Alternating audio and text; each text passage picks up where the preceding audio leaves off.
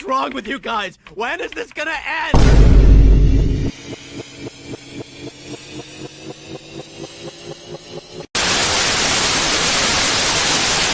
I read poetry and sonnets, and he plays the upright bass. Yamakipiebo, sedere facebo, in dog Latin me quoth, Uge, sophist array!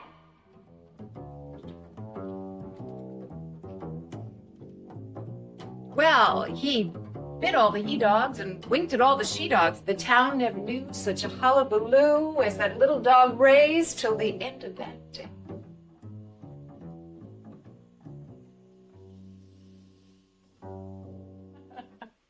We just have a good rhythm together, you know. He sort of feels me out, I feel him out, and we go for it. You're not my buddy.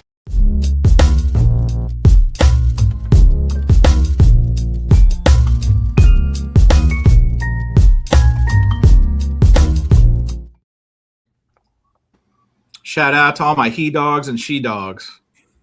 I tell you what, I never thought Samantha could be unsexy, and then I saw that video, and Samantha became Jan from The Office, and I expected like the candle party to break out. So it's amazing. Upright bass too. Who would have knew? Who would have knew she would have been with an artist with an upright bass? But what do we know? What do we know? Oh, this guy.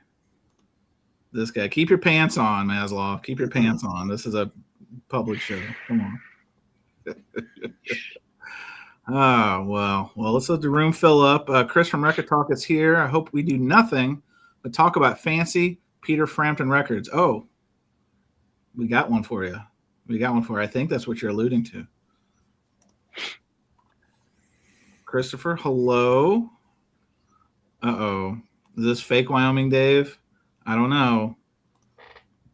We need to do an investigation, a thorough investigation. Anybody got the FBI on line one? Art, the North Carolina vinyl picker. Hello. Grasshopper TV. Good evening. Hello. Let's see who else is here. All right. Well, we got a power-packed show for you. This is Surface Noise, the show of record, talking about records. Also, a new tagline.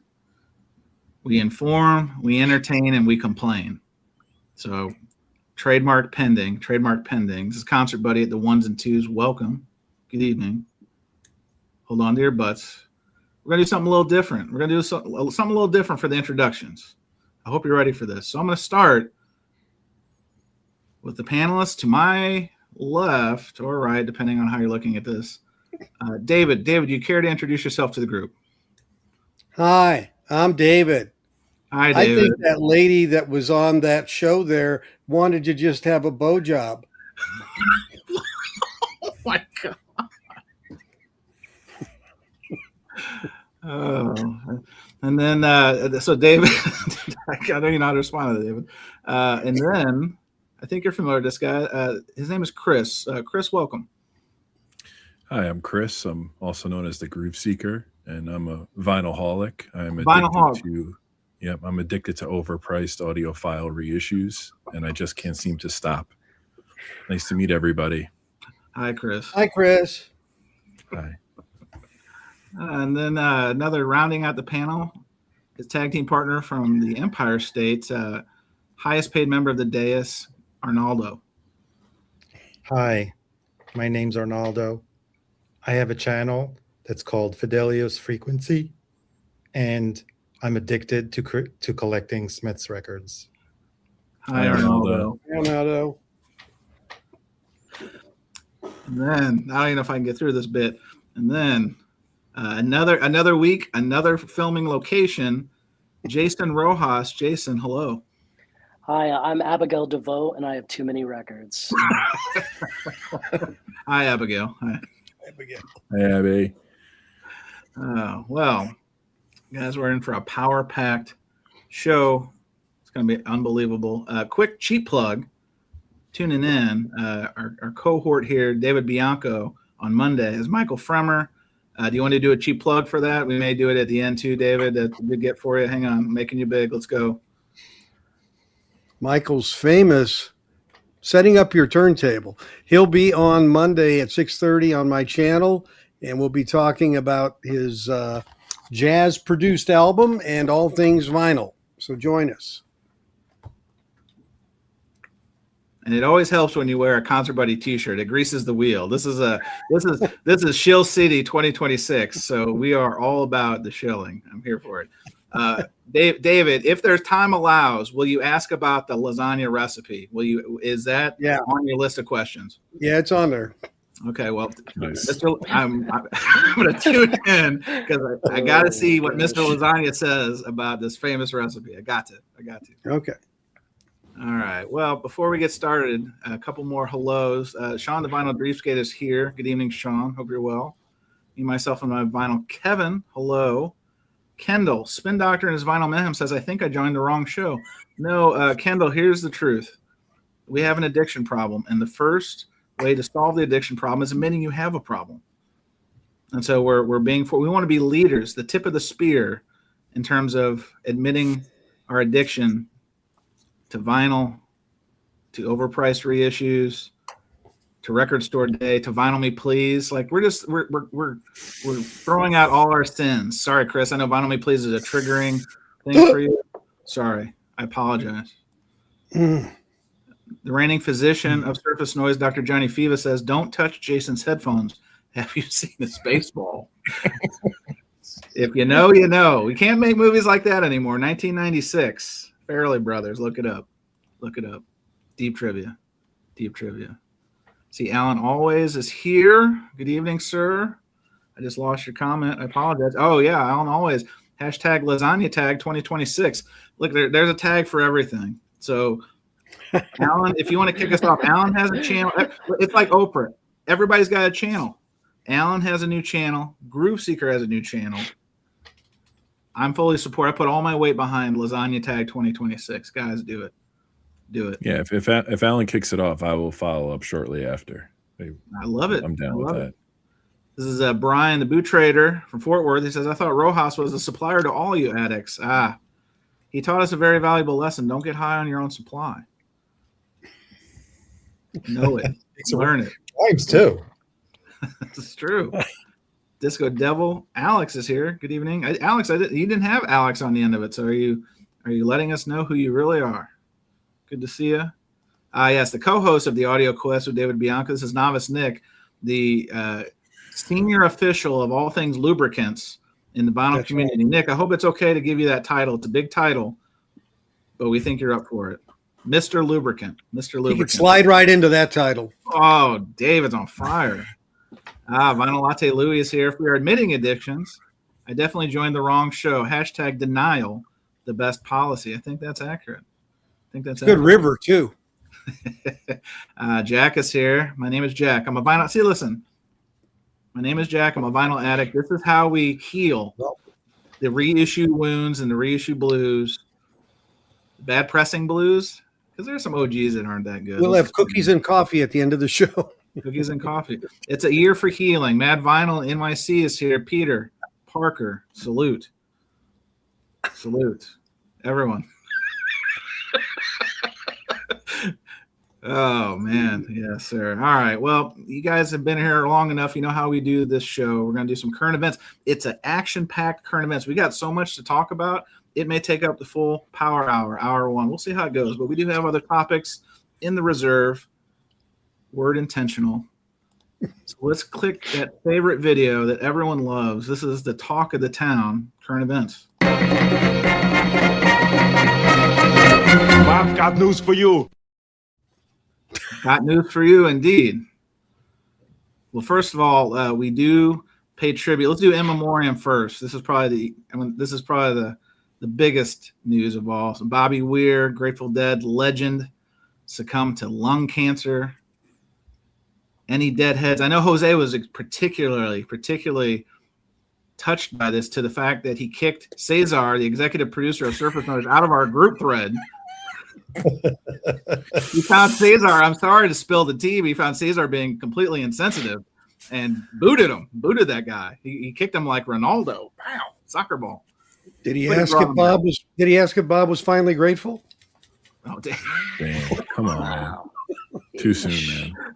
David's going to be at the Ramada Inn this weekend, Friday and Sunday, double shows. Yeah, this is my. Here's who trained me. He's warming up. Boy, this is really David's play. He's gonna corner Fremer and say, "Look, Michael, I think you need to get back into comedy, and I'm going to be your opening act. What do you say? Let's go." Here comes an album. Here it comes. We're going to do it. Speaking of which, real quick, side note: University of Vinyl Tim found a Fremer record. Did I see that on social media? You did. Found another one. Everyone's trying to chase Jason's shine. Jason shows that record proudly. He would show it now, but he's in a halfway house in Istanbul, so I don't think that's probably readily available. Just north of Red Rock. So anyway, rest in power, Bobby Weir. Anyone dead head amongst us? I like the dead. I would not call myself. As he was. Get Groove Seeker. Groove Seeker's kind of raising his hand. How do you feel about the passing? Are they going to quit touring as Dead and Company? Like all these important guys are dead now, right? Yeah. So I love a parlor trick with like John Mayer and a couple of replacements. Yeah, it's going to be strange. So I posted a video, a little Bob Weir commentary. I love the Dead. I wouldn't call myself a Deadhead because I never saw Jerry. I don't know if they'll tour again. I think that there might be an opportunity for them to kind of rotate in some guest musicians because I think they're booked for the Sphere, right, at some point in the spring.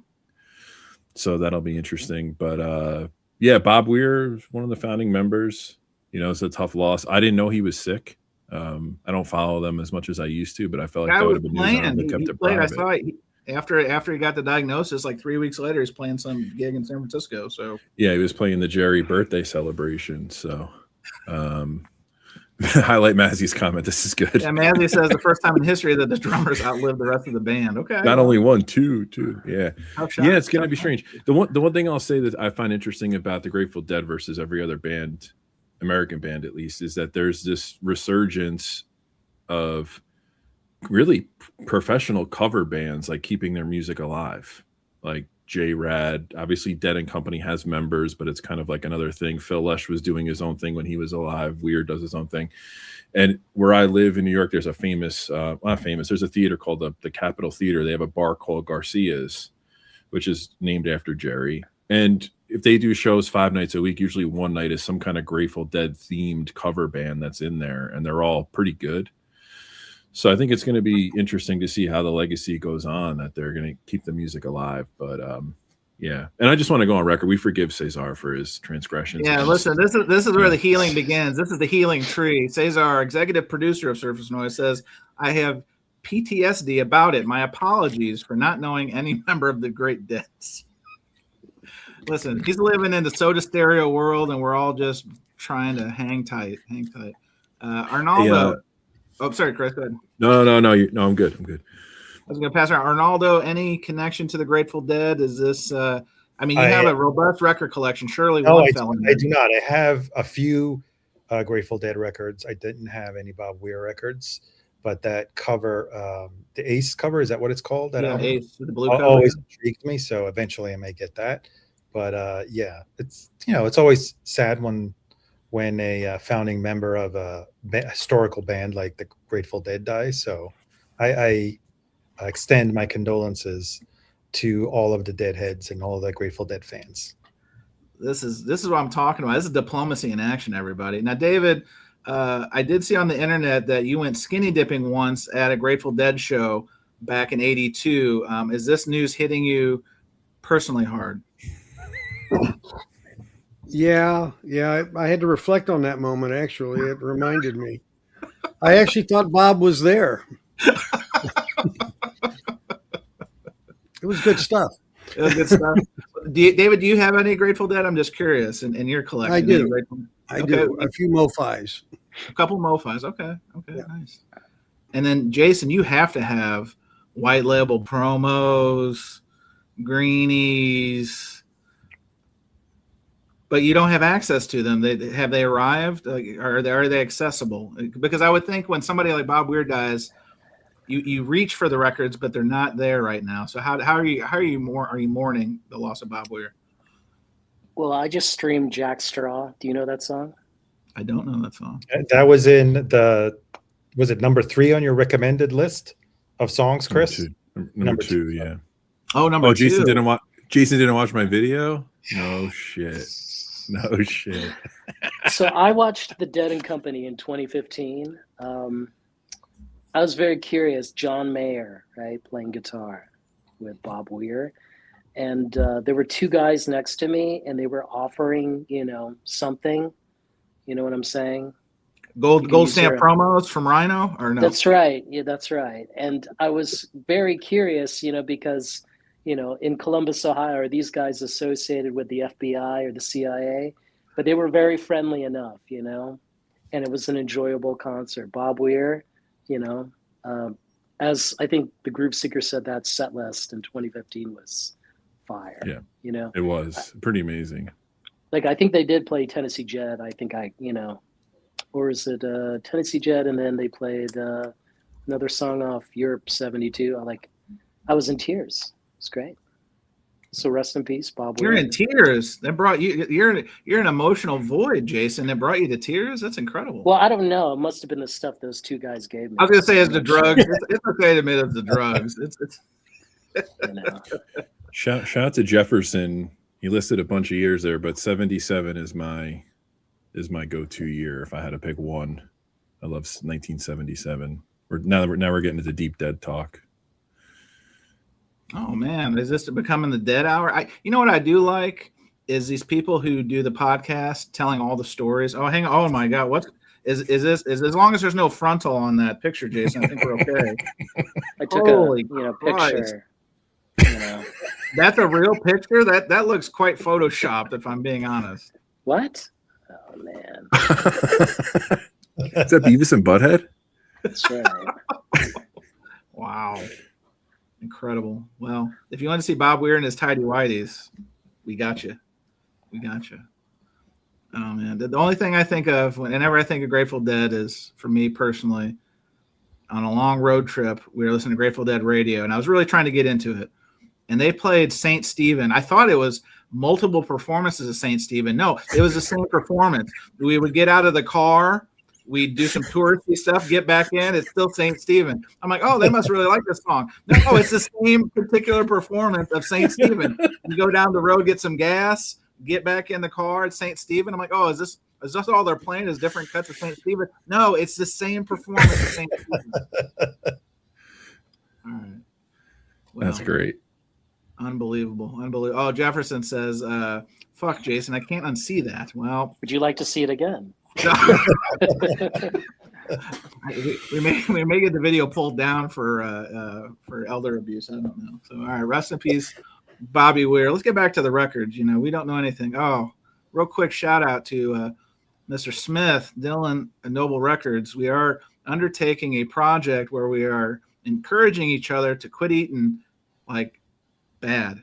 So more on this as more information becomes, but I am on a fitness regimen, believe it or not.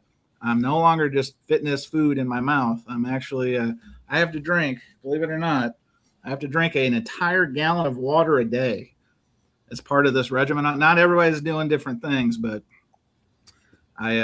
it's incredible. It's incredible. So Dylan, keep on keeping on, sir. Eddie Perez is here. Eddie, hello. Hope you're well. The Rev. Oh, my personal pastor of the VC says, didn't some cat want to make a VC lady calendar? LOL. LOL.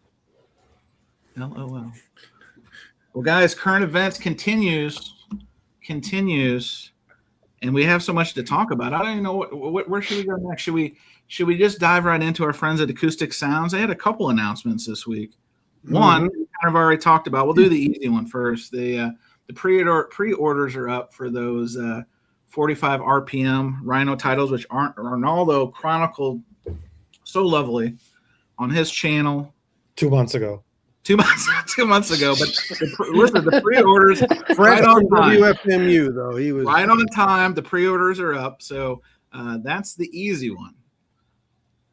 The difficult one is our friend CK, Mr. Chad, made a video. There's delays with the Atlantic 75 series. David, what can you tell us on the record about this? Because there was a couple of takeaways I had. One is some of these titles are delayed and there's no end in sight. And then another takeaway was Lady Soul, I think, is one that was not from analog. That was one of my takeaways, is digital. I'm assuming that's a rights issue. What do you know about this? I think it's a quality issue. Okay. Yeah. But yeah, the others are just all the T's haven't been crossed and I's have been dotted, essentially, to release those. So it is literally not anything Chad can do. It's out of his hands. So hopefully the upper uppy ups at Atlantic and Rhino can bring the ball through the red zone and score a touchdown. I hope they're not watching the Cowboys to learn that gig, though. But Hoosiers, go Hoosiers. Anyway, so that's my alma mater, so I can say that. Oh, you're an IU guy. Oh, you must be loving this year. It's a season of destiny. Who's your daddy? Anyway, so yeah, I mean, it's just a matter of everything being ready to go, but not available to go yet. So not anything can be done. So I think the new stuff you're going to talk about, I guess the Rhino stuff, that's, they're going to start dripping out now with, I guess, Van Morrison leading the way. We'll talk about that one real quick, but to continue on this one. So this is what caught my eye. So Chad's, meeting it head on. What's the holdup? And he made a video about this. Yeah. And listen, you can say a lot of things about Chad, but at least he's up front about this. This is like the 180-degree way to handle a situation compared to the friends at Mobile Fidelity. You have no one talking about no one. So whether you're upset that those 8 titles are delayed or, wondering or questions, at least Chad's in front of it. I'll give him that. So that's it's reassuring. Yeah, some of those titles that aren't out yet were ones that were in that last group that got selected, as well. So that was like Death Cab for Cutie. It sounded like that one was also, he literally said, I don't know about this one. Yeah. That's a tip of the hat to the newer generation. Oh, no. A friend of the show, Lavelle, says, my buddy is still waiting on the Marley UHQR as he's about to pass on it. Arnaldo, does that send you in a tizzy when you hear this? It's driving me nuts. Unbelievable. I'm not disappointed. I have a subscription to the Atlantic 75. I'm not disappointed, I guess. No, actually, I'm pissed because I just want it to be over. I just want the series to be done. Actually, it's been a long time. My credit card wants it to be over. I know that. Yeah, like I just want to reallocate that budget somewhere else. I just was hoping it would be done by now or close to, but right. So Jefferson has an interesting theory. He says, I'm guessing it's the Crosby estate. There was also the issue where those were $5 more. Seems like CK would have these issues sorted out before they inked the deal. Well, that's a interesting hypothesis, Jefferson. That's well thought out. This is what we talk about around here. Listen. I know we're getting labeled as a show of complaining, and that is part of the brand. Make no mistake, because we talk about the things in ways that no one wants to talk about them. But the reality is, we're all recovering vinyl addicts. Are you with me? Yeah. Hold I'm hands. with you. Kumbaya. Next in the Rolodex of reissues in the current event segment, Rhino Reserve. We did we kind of talked about it last week in a really not good way because there's no roster of these things. But right, and there still isn't. Yeah, what's that? And there still isn't. And there still isn't, right? So where we have point counterpoint, Chad's in front of the messaging.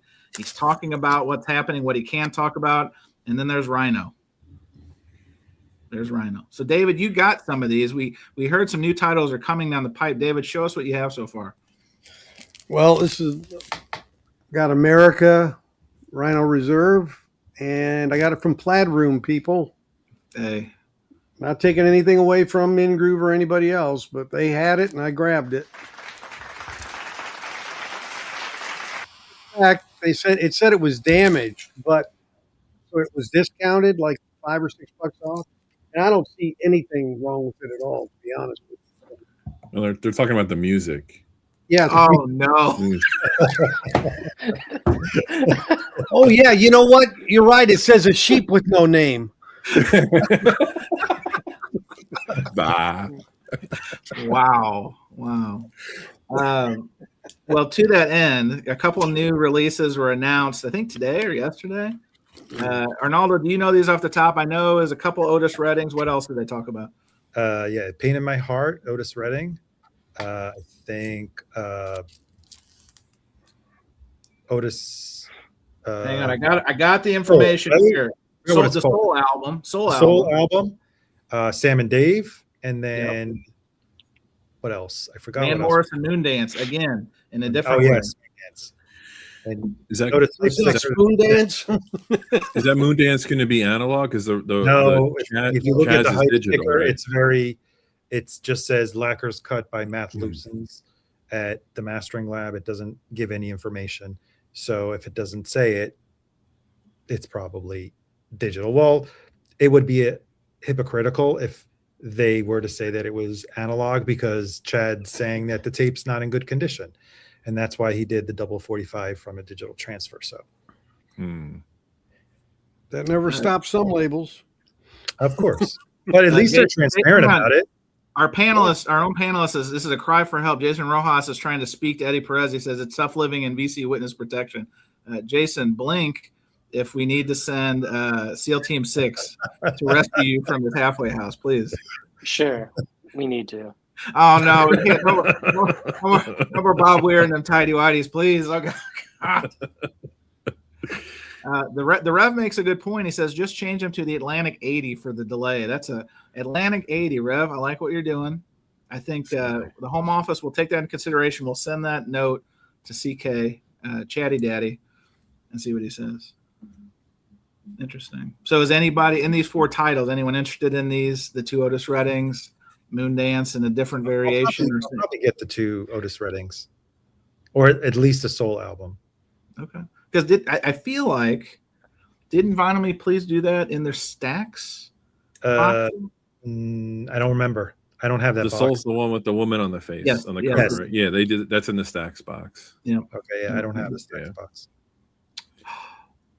Arnaldo, that's peak. That's peak Vinyl Me Please. You can't have everything. As Jefferson coined about 2 months ago, more versions of the same titles. That's the state we're in right now. Yeah, I want to give Arnaldo credit. Arnaldo, that's step 2 of the 12-step program for recovering. Is you can't have everything.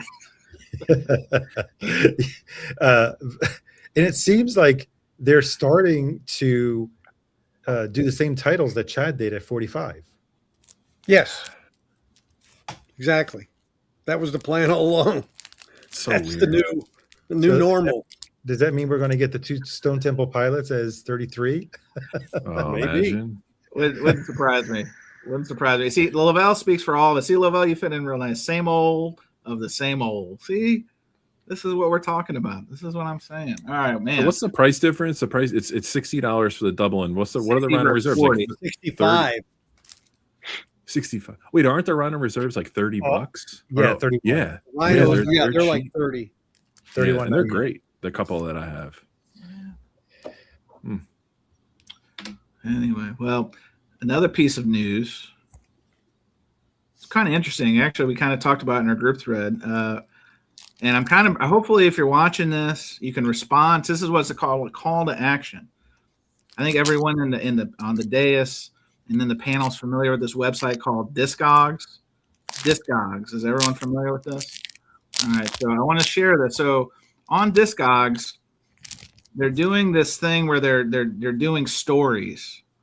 And this is actually a story. I'm here for it. They featured a story, a Pittsburgh collector's 70,000 record jazz archive comes to Discogs. So the gentleman named George, they don't even give his last name. They just say George. So, but I believe he passed away. And George was one of those guys collecting records forever. And he was collecting all that Blue Note, all the hard to find stuff. Now this guy had it in duplicate, triplicate, everything like it. What's happening is, I guess he passed away, if I remember correctly from reading this piece. And so now, Mind's Eye, is that out of Pittsburgh, Arnaldo? Is that the? Yeah. Mind Cure. Mind Cure. Yeah, I got the name wrong. Mind Cure was contacted because I guess the family or he had a relationship with this George guy. And so he came and took a look and was like, wow, this is incredible, but I don't have the manpower to be able to process and sell and distribute this. So he got, I think everyone's probably bought a record from this seller, Philadelphia Music on Discogs. Yeah. One of the big volume movers. Well, anyway, so cheese on all their records. It's not good. Cheese Whiz. It's Cheese Whiz. Get it right, David. So if you go to the Philadelphia Music Discog page starting tomorrow, and this is not a paid, this is just news. This is not a paid endorsement. So don't shoot the messenger. Noon Eastern tomorrow on the 16th, they're going to start trickling out this extremely rare jazz collection. And the good news is at least it's not going on eBay. At least it's not going to be featured on my running series, top 10 eBay most expensive records. This is going to be flat pricing and get in where you can fit in. So unbelievable. Oh, Vinyl Latte. This is a good question, Louis. 70,000 jazz records. Did he have a speed correct kind of blue? Good question. It's a good question. The business development rep for the East Coast for Whatnot is probably losing his mind right now. Yeah. How did we miss this gold mine? How do we miss this one? Yes. So Jason, 70,000 records. Is that 10,000 less than you have? Like, what do you think about this? It's quite a bit. I think putting it on Discogs is probably a mistake. Like, honestly, like they should be doing. In what ways? In what ways? I mean, if you wanted to make the most money, you would I would have totally recommended like the Carolina Soul Route. Just throw that stuff on eBay, put like penny, starting, and then, watch everyone freak out. But so you're a fan of the vinyl farm. That's what my friend calls them, like Carolina Soul, Funk You, the ones that are just eBaying their asses off. Well, I mean, if you wanted to make the most money, right? I mean, like I see what they're doing, like Philadelphia Music. Like I have bought records from them before, and they've been like very fair. They've even done best offer, and again, very fair. But they're doing like a very fair thing. Like that. Can you go back to that picture? Oh, I can. Yes, I can. Here we go. Hold on to your butts. Like there's like a rare jazz record that they're selling there, and I'm pretty sure they could get, I don't know, if it's VG plus, like the Kenny, the Quiet Kenny. Yeah. Like they could ask whatever, honestly. Yeah, I'll be curious to see what the pricing looks like, because I guess the guy who runs Philadelphia Music is John Yates. John Yates, hopefully future friend of the show, because I know you do a lot of volume on Discogs. But his direct quote was, "I would say every collection is honestly a once-in-a-lifetime thing. This one happens to be one of the best collections I've ever seen, and it was put together by the owner with love and a lot of digging. With collections of this size, it's often either hoarding without much of a filter or someone with lots of money. And this is a great collection put together with just a fierce love for music. And so to me, that makes this collection special." Now, somebody who would know is our friend Frank JBL. He says he used to sell them out of his garage. I'm assuming you're talking about George, the eponymous George, or are you talking about Philadelphia Music? Clarify for us, Francisco. Thank you. But anyway, interesting story, interesting collection. Anytime one of these kind of unearthed situations pops up, I think it's always newsworthy. And although I'm on a kind of hiatus with jazz right now, I'm getting some stuff here and there. I just don't talk about it. But I'll be curious. I'll be on there. I don't know if I'll be on there at 11 my time, 12 noon, like a Black Friday, open the doors and trample each other kind of things. But I don't know. I took the day off from work, so I'm ready. Just kidding. I didn't. Hopefully that class action lawsuit with Vinyl Me Please is settled before tomorrow morning. You'll have more liquidity. I could buy it at wholesale, that whole 70,000 lot if I had that. You could.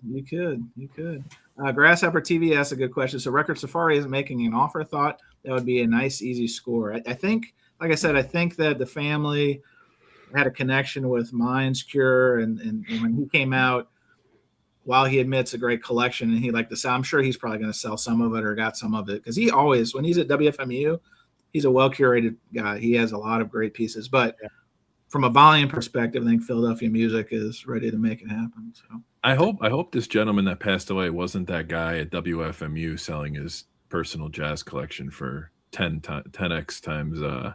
Remember that guy who said? Oh, that he had some great stuff. He was a baseball fan. I talked to him a little bit. Yeah, I mean, but his prices were crazy. He was kind of in the middle of the room, and he was facing kind of the far wall. He was facing away from the stage where they had the music. He was facing opposite direction. He was kind of, and he was only there Saturday. He was not there Sunday, if I remember correctly. Right. I may have seen only jazz and just moved on because. Whoa! Wow, man. Well, okay. I knew I was going to get that. Stop. Jazz. This isn't the Jazz Bomb show. No.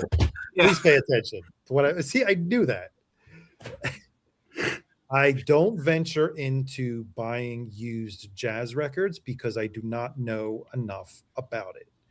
Hence, I defer to illustrious members of this panel and outside of this panel, whenever I'm seeking to collect or buy something that is a jazz record that is used. Otherwise, I'm a reissue guy when it comes to jazz. So no hate.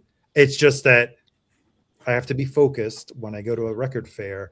I can't be digging in the jazz boxes, which I don't know shit about, and then end up asking a whole bunch of other people, what do you think? Oh, no. Arnaldo, you've lost the rev. He says, what a loser. Oh, no. No, I think he's... Can a man of the cloth call people names? I got to be honest with you. What kind of religion is that, Rev? Let's be honest. I don't think he's... Look at his comment before. I don't think he's talking about... No. He's on fire. He says, so you're saying George didn't have a fraction moonblood? Well, I don't know. Ouch. I'm gonna say no. Anyway, so back to Frank JBL. He says, yeah, George, he lived up the street from me. Every other Sunday, he would sell out of his garage many years. Oh, hopefully he got some good stuff. Wow. And he still has 70,000 left over. So, Frank, does that mean that it's already been picked through? Yeah. And there's not much left of that collection? Maybe he was sleeping on the boxes like Alex Rodriguez did in Record Safari. I don't know. Friend of the Frank's show. like, Frank's like, he used to sell out of his garage, and I never bought any. I swear. Meanwhile, Frank's got like the whole 1500 series. Like, he peeled off the good stuff. Friend of the show, Chasing Records, says, "Are we sure this isn't just all of Dylan's dollar bin stuff left over from the Voice of America collection?" I don't think so. If it has the markings with the masking tape, then no. But again, Philadelphia Music tomorrow. Be there. Everyone. The Oak is here. Hello, Oak. How are you? I don't know, Arnaldo. We can help you, look for great jazz records. It's not hard, We'll recommend this one. This is Kenny G. Innocence, colored. Is that an Acoustic Sounds sticker? Type sticker?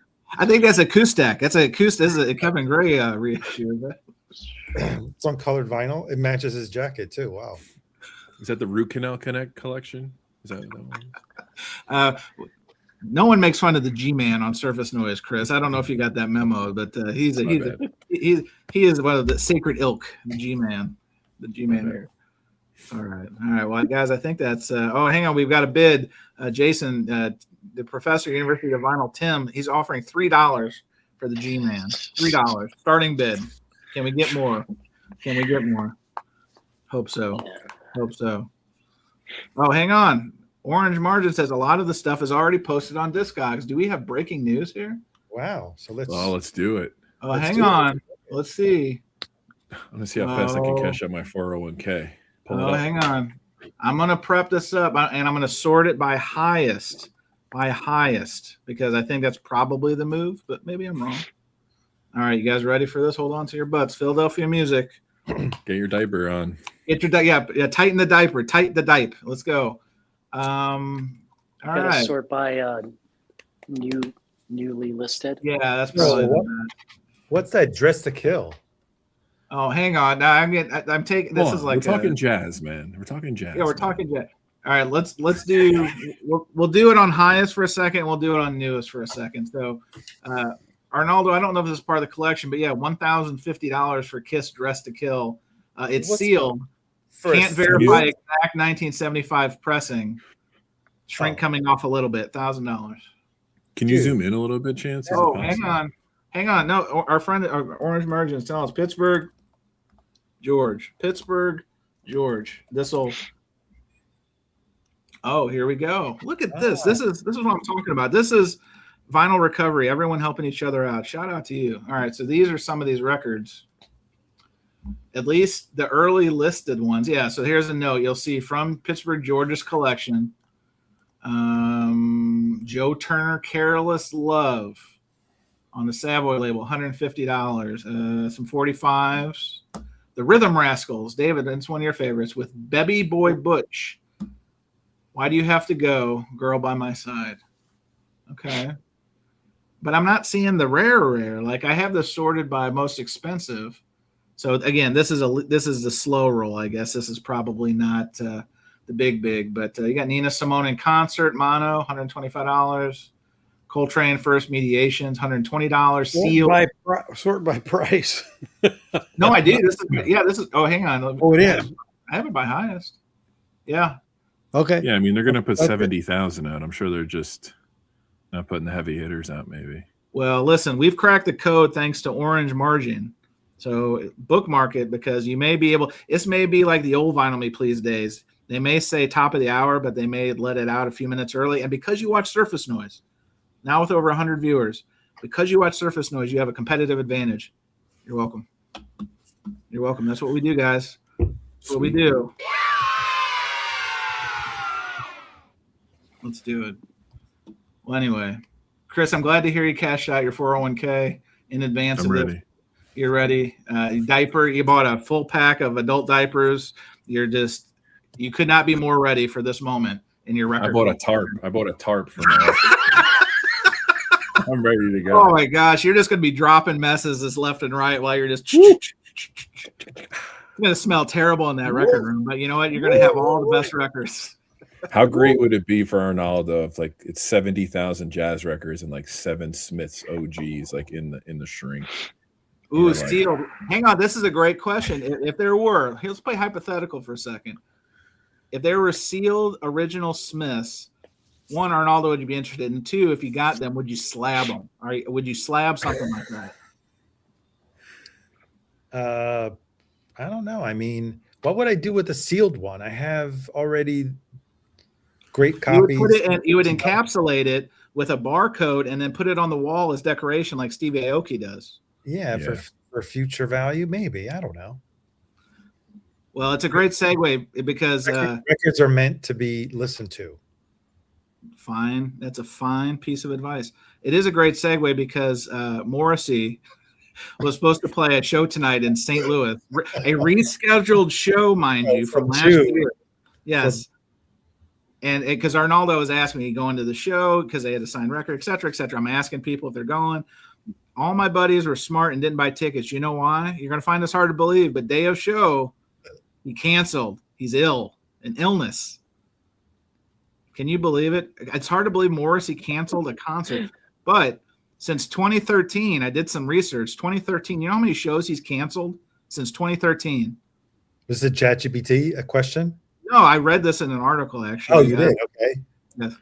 Over 200. He's canceled over 200 shows. That's over 30% of his performances since 2013. He is canceled. Damn. You'd hate to be the person who insures his right. Yeah. He didn't like the flack that we gave him for this new album cover.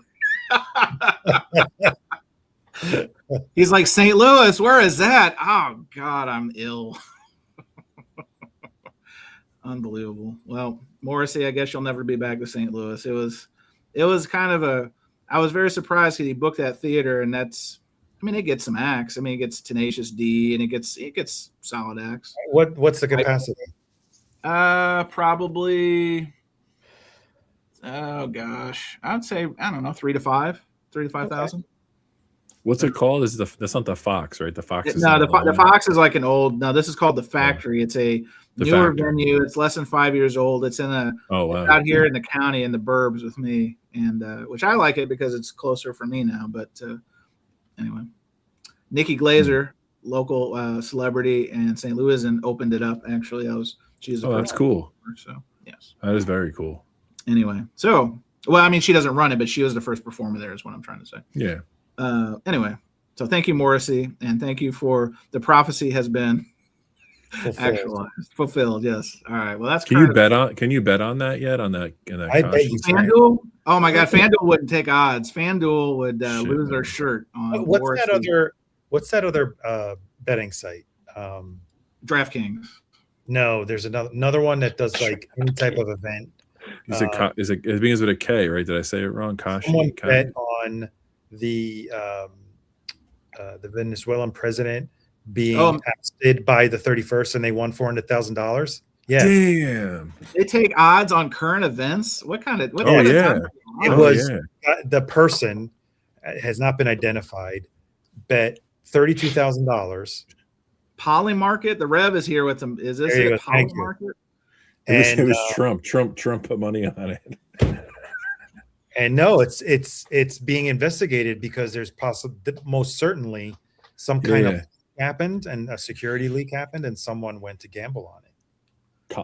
Kalshi, Kalshi. I'm sure they probably have an IPO pending or something, but there you can bet on a lot of wild. You can bet on the Fed decision. Obviously, you could do sports. Can you bet on the next? Can you bet on the next releases of the Rhino Reserve series? I'm doing some research now. Jason, is that where Morris is? Morrissey out in front of the in groove right now? What a crock of shit this is! I think he's screaming at the robber. At the thief. Listen! Thoughts and prayers to Mike Esposito, the newer, svelter man on a mission. Mike Esposito. Again, the story going around is he videoed. It's on his own social media, so I'm just simply reading the news, as they like to say. Yeah, here we go. Lady Gaga. He has. Oh no! Look out, Mike! Oh. Whoa! Wow. Yeah, poor Mike. This jabroni. I haven't used that one in a while. This guy is stealing a Lady Gaga record in a inconspicuous way. And here goes Mike. He's doing his best Carl Lewis record to go. Oh my God! Don't get hit.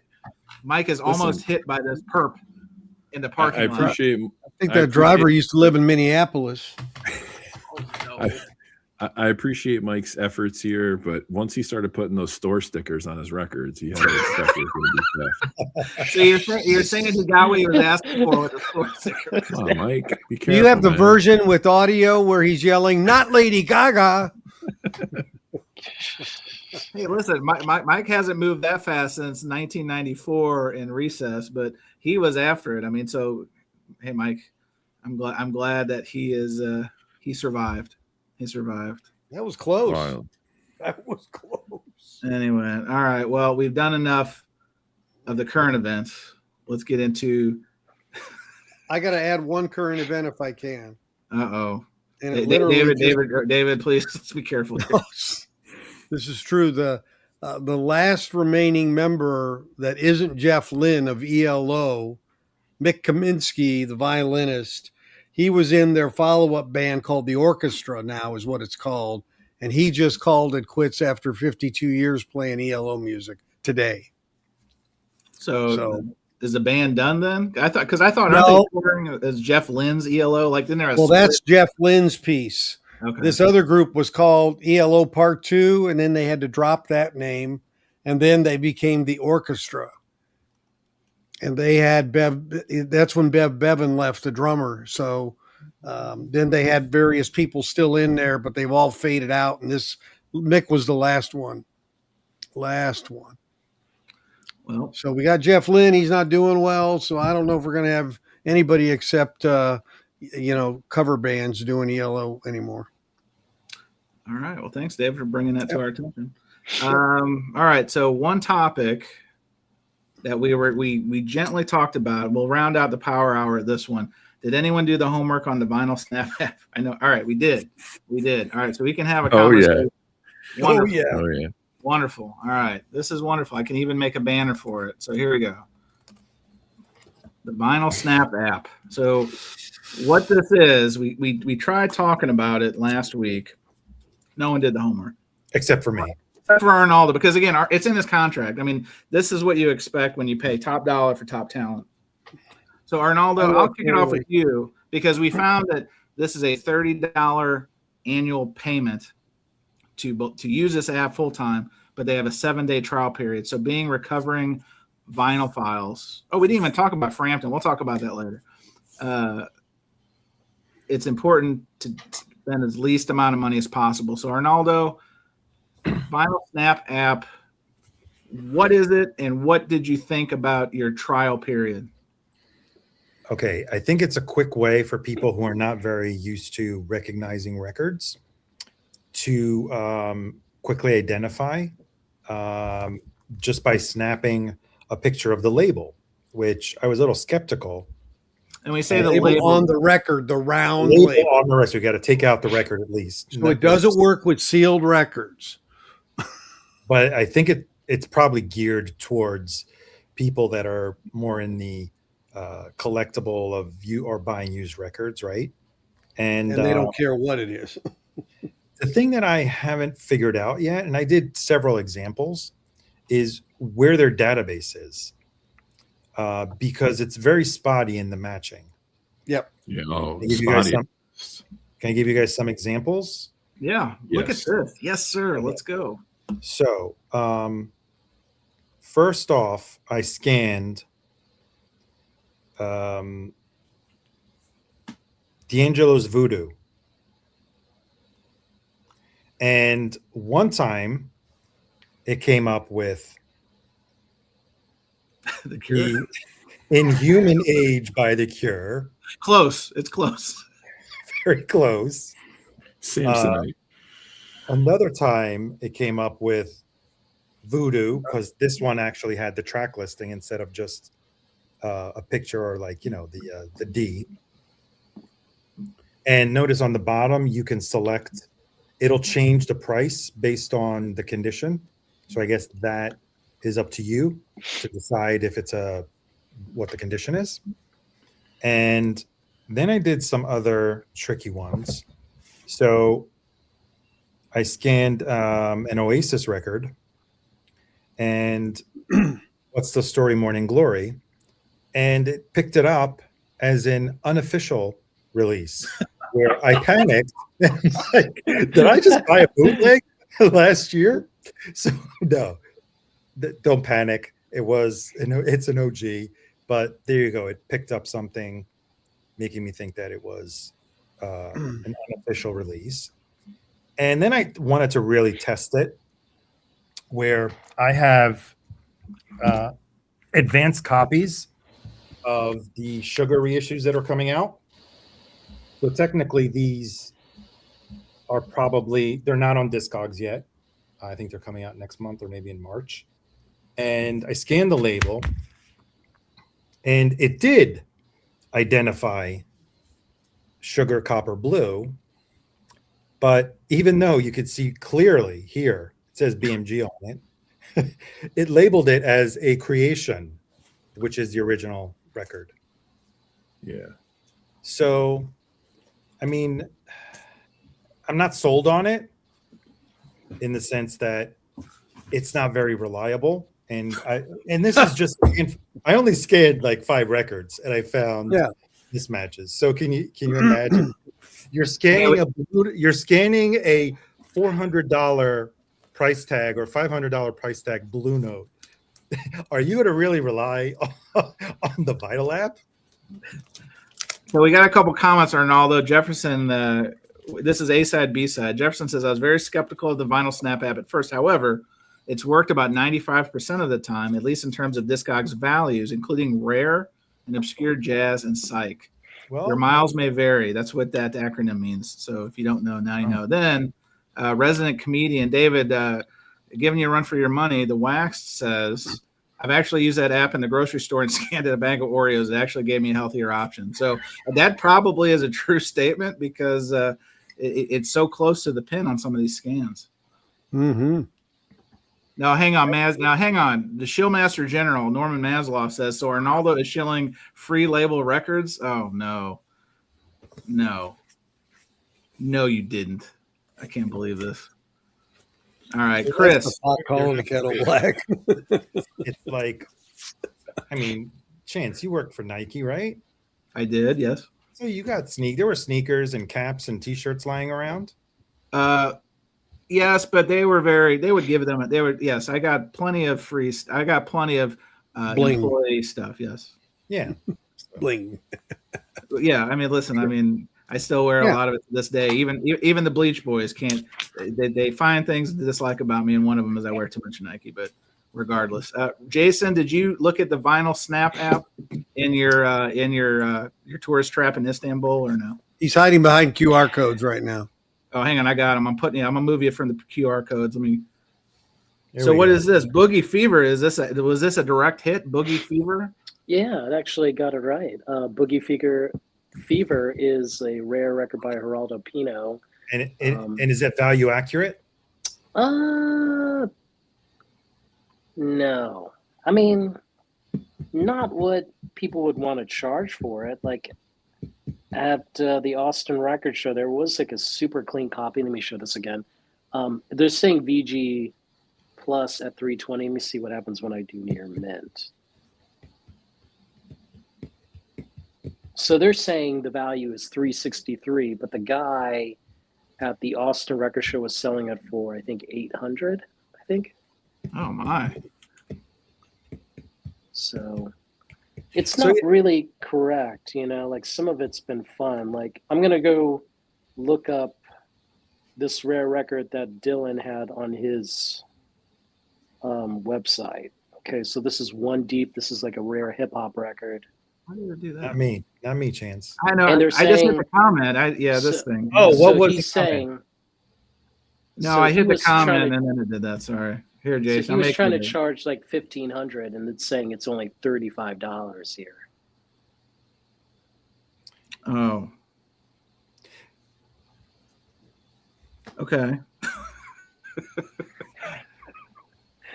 So it's close, is what you're saying. It's close. Sure, from 1,500 to 35. You know, can you imagine some person like, you know, using this app and like questioning a person who's charging, you know, thousands of dollars for, you know, a certain rare record, and then saying, I don't think it's rare. Like Vinyl Snap says vinyl. otherwise. That's why it's called Vinyl Snap, because you show them this and then they snap you in the face. Well, it got this one pretty much right. So what the batting average? Let's talk batting average. Is this? Oh, it got the way to rub it in my face, Arnaldo. Rub it in my face. Oh, What a tough guy. This guy. Thanks. first Thanks again. Jazz, now the Bends. Oh man. Thanks, I Arnaldo. had a pretty rough batting average with mine. Okay, well, Chris, tell Okay. us about your experience with Vinyl Snap. I did 3 titles. So I did this Miles live at Carnegie. I have a mono and a shitty stereo. It got the stereo right. The mono came up as a promo. It's not. It's nothing on it indicates that it's a promo. So I thought that was kind of weird. The values were okay. I mean, I didn't see much of a discrepancy on Discogs. Then I did Joy Division Closer. I did the reissue, which it absolutely nailed. It got right on the money. And then I did this, which is a later reissue, and it didn't indicate a year or anything. I felt like it was going to like the nearest possibility that they had in the database. You know, it was just grabbing like a generic entry, and the value was way off. And then I have, don't make fun of me, I have 3 copies of Aretha Franklin's Young, Gifted, and Black. I have it in a box set. When I scanned the one in the box set, it came up as an Australian press, which wasn't accurate. When I scanned the Rhino like Black History Month reissue, it got it completely right. But this was the best one, and I'm wondering if it's because of the labels they used. I scanned the Atlantic 75 reissue, and it came up with like the original Atlantic listing for like $4.60. Oh no. No. So I don't know how they're. I don't know. It's kind of. I feel like if they have it in the database, they're going to get it. They're obviously relying on everyone's feedback, because you can send comments about the entry you receive back, and then I feel like if it's not, it asks you like, how can we make? I this didn't see better? that part. So they're charging us to build their database.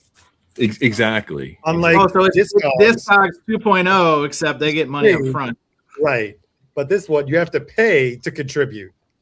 How Which nice of them. reminds me, Nice reminds me, guys, cancel your trial. It's only I 7 forgot, days. and I just got charged again, so I put in the Oh. cancellation. I just did mine. It was going to renew tomorrow. I need that money for that jazz collection dropping tomorrow. So. Yeah. All right, Bianca, what did you think of Vinyl Snap app? Vinyl Snap app. Well, first of all, I think Mr. Producer, thank you. They incorrectly named the app. The second word should have been crap. So right out of the box. Wow. Okay. This app is perfect for people who really don't care about their collection. And so that would be my. What do you mean by that, David? Expound on that, please. Well, here's the thing. I mean, I guess if you just want a really rough database of what you have, it's convenient and it's quasi accurate, but it's going to make a lot of misses and a lot of assumptions. The ones I did, it had about a half and half hit, but there's nothing about dead wax. You can manually enter in matrix numbers, but if you use a dead wax IDs, this is totally useless to you. Totally. From a search standpoint, from an input standpoint, it doesn't know jack. And it's really, if some kid just buys records and wants to have them in a portfolio, okay, it's easy. If you're going to open records and, if you have sealed ones, it's of no use to you. So, I mean, Discogs is light years above this thing. So what you're saying is a ringing endorsement for $29.99. I'll be canceling my subscription in the morning. Wow. If someone could leverage the technology to snap the dead wax, that would be the game changer. Yeah, but you and I know we can't barely see it ourselves, right? Yeah, that's the thing. Yeah. Is that a cheeseburger? Oh, what? So I put a picture of a double cheeseburger in here just for fun. Okay. So the record it showed up, unknown artist, double bacon jam. It's AI. $25. Yeah, it's AI. So I think it's fair, like this would be a burger in Brooklyn. You know what I'm saying? Rojas, that's actually a side project of Fish. That's another name they perform under in small clubs. Yeah. Right. So what you're saying, Jason, is there's integration with DoorDash potentially? Is that what we're saying? Okay. I see three things in there, not double. They can't even count. Let's try something else. Let's try something that's details. Well, as Jason's pulling an order of tacos up, I do want to say when I used it, and I didn't think about the label piece. I thought it was just because the way that their social media campaign is you just take a picture of it. So I literally took a picture of this. I think that round circle thing wasn't a giveaway to you. Well, no, but because the app is like, just take a picture. So I took a picture of the cover of this literally Electric Company soundtrack album. Electric Company, think of Sesame Street, another version back in the day. Remember that show? Right. So Morgan Freeman. But I remember Morgan Freeman. People we won't name, but Morgan Freeman. And anyway, so I took a picture of the cover, and it returned back Sesame Street. I'm not even making that up. Sesame Street. So I don't know. So I thought that was kind of a weird tell because literally it was picking up, I think, on these words, the Children's Television Workshop and Warner Brothers Presents, because it said the Children's Television Workshop, Sesame Street. It's like, who is putting this stuff in there? It's got to be something in their database. So they're doing like a nearest match, like a nearest neighbor match or something. Say like maybe some kind of Sesame Street record. Yeah. Did it bring up an actual record? Yeah, it did. It did. Okay. But it wasn't this one because this is like green. No, that's well. Stuff, but this works, man. This works. I put George Duke, Dookie Treats, and it's saying it's the Epic 1991 Spain, $15. Okay, so let's see if we can show that. There we go. Look at that. It's right. Well, what does it say? Is $15 a fair market price for that? That's right. Dookie Treats, George Duke, 1991. What do you mean you put it in? You just put the picture in. Oh, you put the picture. Okay. Yes. Yeah, it gets some right and it gets some wrong. Jason, I don't understand. How do they can they identify a version? They can't. From the cover. Oh, from the cover. That's my point. That's word. If you look at the word association on Instagram or any social media, it's making it seem like novice people can be at the record store and be like, ha ha ha, my vinyls, plural, and then take a picture of the cover and bam. but that's not the recipe. That's not the recipe. No. They're just trying to cop the sports card apps that do it, which do it pretty well. But this is a joke. I mean, but if it's on the internet, it must be true. So, well, guys, I think we can officially kiss the Vinyl Snap app endorsement deal out the window. I think that ship has No, this sailed. is totally right. Frampton Comes Alive, $4.60. Come on now. Come on. Segway. We could have a segue. Oh, Look at that. oh man, incredible! No, Jason, you have to move decimal point by one. Jason, can your roommate close the door, please? Thank you. Can they close the door? Thank you. If it's near mint, it's $5.21. checks out. I just canceled mine. I've already canceled it. I'm not waiting. Oh my till God, David tomorrow. didn't even wait. David got scared by Ronaldo's rebill and instantly. That's probably the way to do it. Well, Now I got to uninstall the app and all that all crap. right. Well, as David's doing that, let's wind down to Power Hour. I want to thank my guests. We are all recovering vinylists, vinyl files, vinyl addicts. Please have grace and space for us as we continue this journey in 2026 to heal our mortal sins. I want to thank my guest, David Bianco, again, Monday, the Audio Quest, 6:30 Central. Michael Fremmer will be joining him. Be there, be there, be there. Thank you, David. Thank you. And then from, I think it's right next to a Whataburger, a halfway house in Oklahoma. It's Jason Rojas. Jason, thank you for joining us, sir. This app works. I mean, this lady vacuuming, it's the record is now called Garden Hose, and it's worth $35. This record sucks. This thing works. Like, don't cancel. Like it's gonna work. Oh, amazing. And then Arnaldo, leader of the Vinyl Snap Revolution. He was ready to talk about this last week, but as usual, we had to catch up to Arnaldo's greatness. Thank you for joining us, sir. Thank you for having me. Have a good night, guys. Yep. And then Groove Seeker, we're single-handedly paying for your treatment program as a recovering reissue addict. Groove Seeker. Also, check out Chris's channel, Groove Seeker. Maybe we should put that link and get you some. You just passed 100 subscribers. Way to go, sir! Crazy. Woo-hoo. You're gonna be more popular than everybody at this point. So we can say I think we knew you win. We knew you win.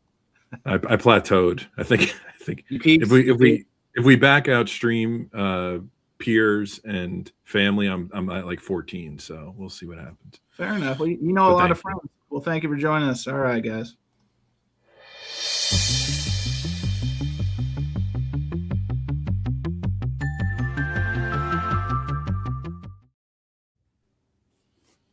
Man, I was counting on those Vinyl Snap app dollars. They just had to make an app that was just okay, just passive, just something that we could have bestowed a verbal bouquet, and it didn't happen. It just didn't happen. Nope. Well, anyway, all right, Vinyl Snap app, check. I think one leftover. We haven't seen, Tom. I think Tom. I've seen Tom pop over at the VC Social Club, High Rent District. Is Tom upset with this program? Did we upset Tom? Because Tom would always give us shit for calling the freestyle portion. I rebrand it with him in mind as bonus tracks, and then we haven't seen Tom. Tom, are you okay? I think it's hockey season. Well, he's an Islanders guy. The Islanders always play on Thursdays. I don't know, but he's also I think he's in a different time zone too. He's on the West Coast. We get some West Coast. I mean, executive producer Cesar is here. We get West Coasters. Anyway. So leftover, and this isn't really a VC or vinyl resolutions, because I want to be careful. We don't dance on that one. Topic is there a record dead in your sights that you are highly motivated to track down this year? Groove Seeker, I'll start with you. And follow up, why haven't you gotten it already? Well, I can't even show. I'm going to see if I can show it. Give me 1 second. It's a jazz record. Big surprise. Oh, no. Tone Bro, Society. Okay, so it's I didn't even realize how rare it was, but sorry, bear with me. Okay, so it's a Jack Wilkins record called Windows. This right here. It's got a really great version of Red Clay on it, guitar version of it. It's on my want list. The reason why I don't think I'm going to be able to get it this year is because no one has had it listed on Discogs in months. So it's an availability right now. so and it's only been reissued once, I think, since the 70s. So this is like my number one title to be seeking out this year. And by the way, if it does become available, the last one sold for $475. So even at that point, I don't know if I'll be able to swing it. Let me get this straight. You've got all this money. You've got extra large Pampers, adult Pampers. The tarp is laid down for this thing tomorrow. Yet you've got wandering eyes for this elusive record. I mean, what happens if it pops up on Discogs tomorrow? I mean, are you going for both of them? If it pops up on Discogs tomorrow, and this guy George, rest in peace George from Pittsburgh, happened to have it, I'll be elated, and I'll have to see what they're selling it for. So I'm not sure it's going to happen. All right. Well, I like where that's going. David, surely. I mean, I know you've been selling your collection off, but surely there's a record that has eluded you that you've got to be hot to trot after. And if so, what is it, and why has it eluded you so far?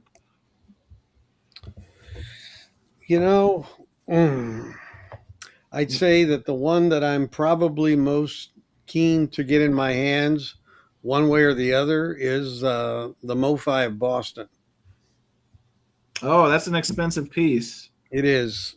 I heard it when I was at the Southwest Audio Fest. A guy who has a local business had one, and I heard it on headphones, and I thought, this one is really strong. So I really would love to add it to my shootouts because that one is one that it's been elusive, even just to borrow from somebody.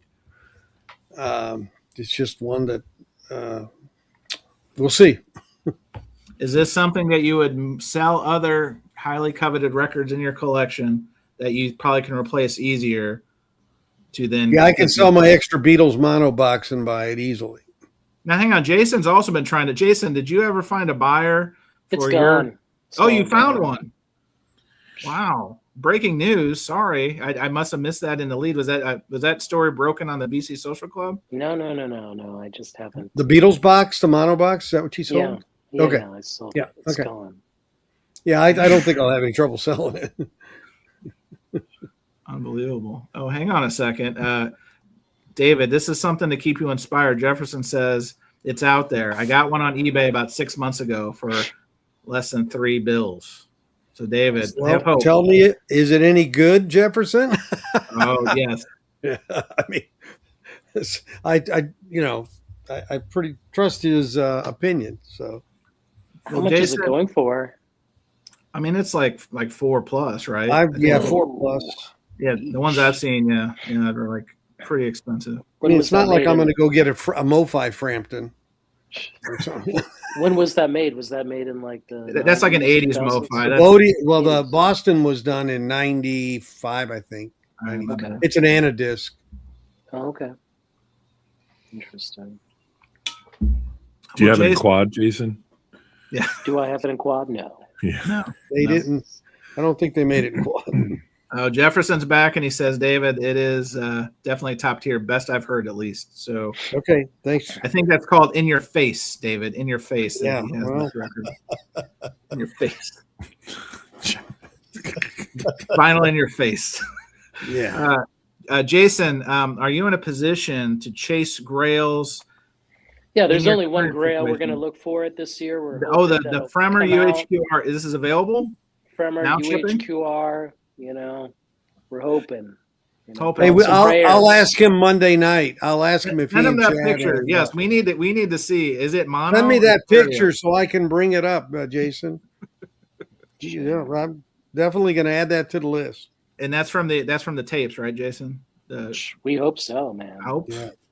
I mean, I don't know about digital, digital sources for a UHQR. It might be a sin. It's a DAT.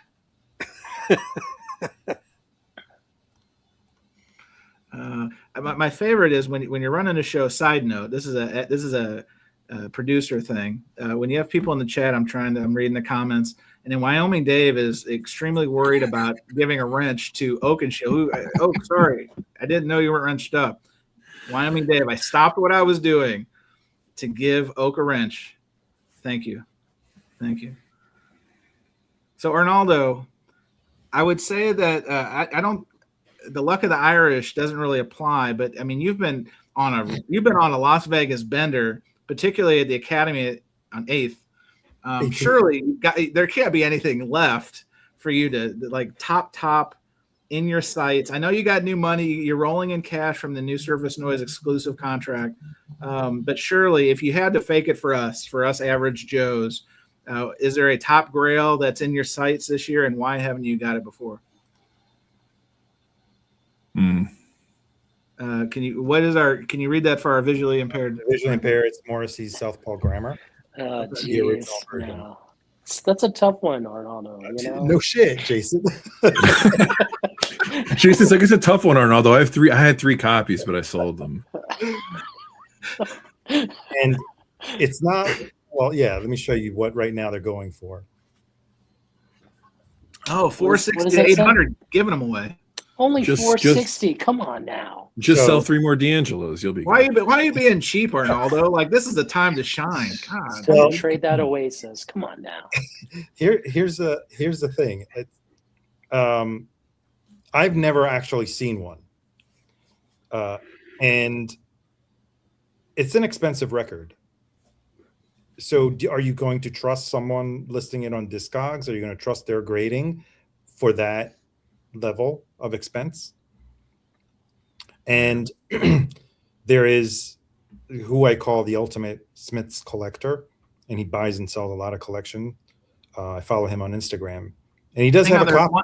There's one better than you. I find this. Oh, he's got everything. He legally changed his name to Smith. Yeah, he's got everything. But again, he lives in Manchester, so he has prime access to people that worked at the label, former record store owners, that are giving away promos, or not giving away, that are giving him probably access to stuff that's never been sold before. So he has a copy that he got from Japan. So this record is a UK record. He got it from Japan to resell because he obviously has a copy, and excellent price, but it has a seam split. Oh no, Arnaldo, that's got to break your heart. That's got to break your heart. He showed it to me, and then even the insert he said has some splits, and I was like, it's a great price. But I know eventually I'm always going to see that. And I have the album. I have the music. I have, it's not like you're buying it for the artifact. And if the artifact is not perfect, it's no longer, quote unquote, an investment, because at that price range, it's an investment almost, right? So I had to pass. And the saddest thing is I said, it must be heartbreaking. I mean, didn't you know? It's like, well, no, he was like telling me, it's like, well, when I bought it, he showed me the pictures of the dealer he interacts with, it was fine. The splits happened in transit. I'm like, what the? Like, how do you pack this thing? And I said, you didn't remind him to remove it? And he's like, I do. And it's, so he comes across several of them. I think he's put for sale at least 2 a year. And I've never really gotten to the point where I was ready to pull the trigger. So maybe I'll sell a couple more records, flip a couple more records, trade in some records. And can I ask how much was it with the seam splits? I think he was asking in pounds. I think in pounds he was asking $275. Oh my! Yeah, so it's still Rojas about to pull that trigger. Right. I was like, We have a transcontinental transaction about to take place. Yes. Just like, hey, do you want to do a trade? George Duke, 1991, Dookie Treats, rare record, rare jazz record. I Or think as that they could work. say, right? And at that level, I would think that even if I do see it at a record fair, no dealer is going to want to, unless they're a collector, there is nothing you can offer up, right? That someone's going to let go of it because they know they have a hot record and they probably want cash for it. This might be the comment of the night. Richard's Vinyl Tap House says another Domino's pizza box shipping catastrophe. Arnaldo, was that the 2 years ago WFMU? Was that the record that I had a picture of, or was that a different Smiths record? That was a different one. No, I've never what was it? Rockaway? Yeah. Rockaway. Thank you. We've got eyes on the ground in Tokyo. Tokyo Brian says, if I see it again, I'll message you, Arnaldo. What do you mean? You saw it once and you didn't tell me? So now hang on, Arnaldo. Elliot Cruz, he's like that old TV show Shade Tree Mechanic. He can fix about anything. He says, damn, just repair it. It's simple. It's not Elliot. You have to understand these things are. I mean, this is probably was this the motivation for the photo with the seam split? Did it scare Morrissey when he saw the seam split like that? It's the look of horror when Morrissey sees one of his records with a seam split. Oh, I think that was the look of horror when he said St. Louis. Oh no, the next show is St. Louis. I'm out of here. Question: how many? This is from Sean, the Vinyl Dreamscape. How many copies of Southpaw were produced? Over 1,000? Do we know this? Probably around that. We're talking a record from 1995, so they weren't pressing a lot of records. What's on that one? Boy Racer's on it, right? That's a great Boy song. Racer, Southpaw, Boxers. best friend on the payroll. I can't wait to see the group chat a week from now and Rojas just bloop. Oh, it's coming. You're gonna get Arnaldo. You've asked to be Rojas, and it's gonna happen. Look at that face of a devil. Oh yeah, he's plotting and scheming. This guy. Wow. So you're the only one left, Concert Buddy. Hang on, I gotta plug in my power real quick. Talk amongst yourselves. Hang on one second. Okay, leaving us hanging. Hey, Jason, you got any connections at Waterloo? I think Joel does. Static ATX. Does he? Okay. Why do they have it, Bianca? To put up, if someone wants to put up, yeah, they got the Boston there. Can someone put up Vinyl Latte's comment? Let me see here. Yeah, I know I can.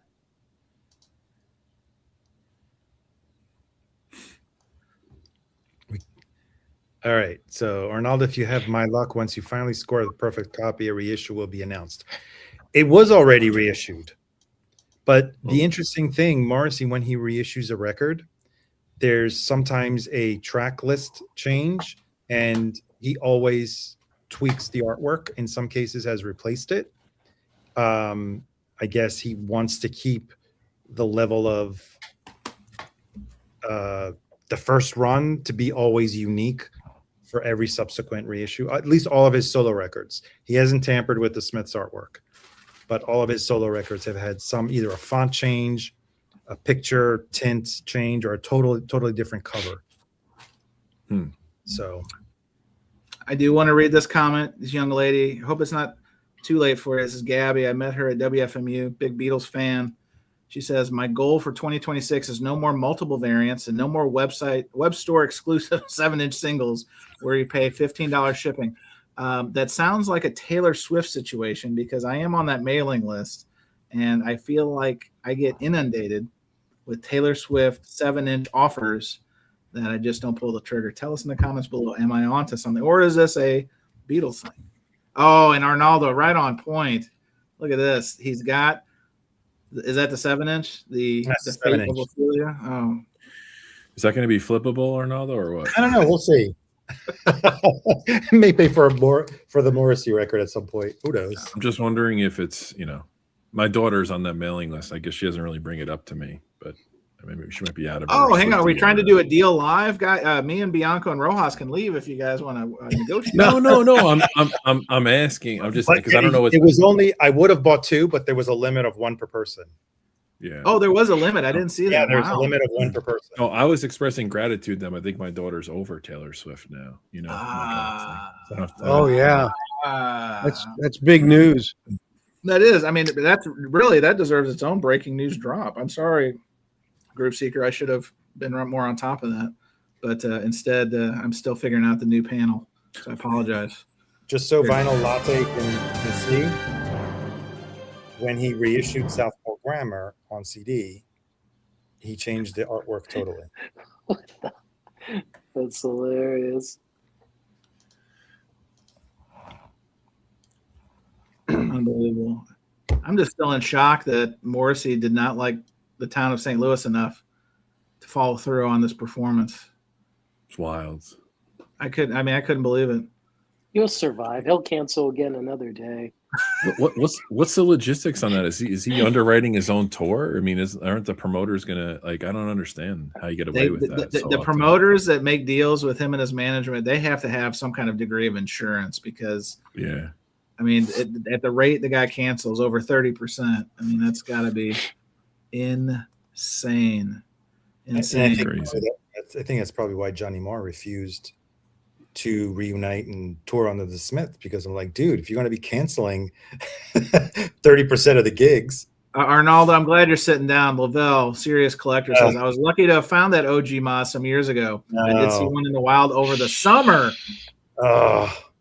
Oh man! There we go. Listen, this is a vinyl community public service announcement. Everyone, look for this record. We need to bring it home to Arnaldo so he can then rub it in our face next time he gets a 93 Nirvana first pressing for $7 at Academy on 8. I did not get it for $7. That's true. That's a little hyperbole. That's true. It was $17, but anyway.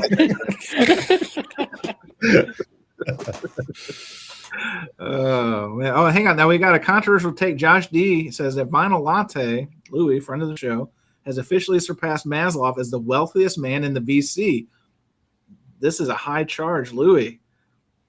We need to be even better friends if this is true. If this is a true statement. I always thought it was the guy in Germany was the guy who had the most bucks. I thought he went swimming in the coins, but I could be wrong. Oh no! Now, Arnaldo, here's the danger in revealing these secrets. Man! Now Jefferson says it's on my want list now, Arnaldo. So now you've created competition for this.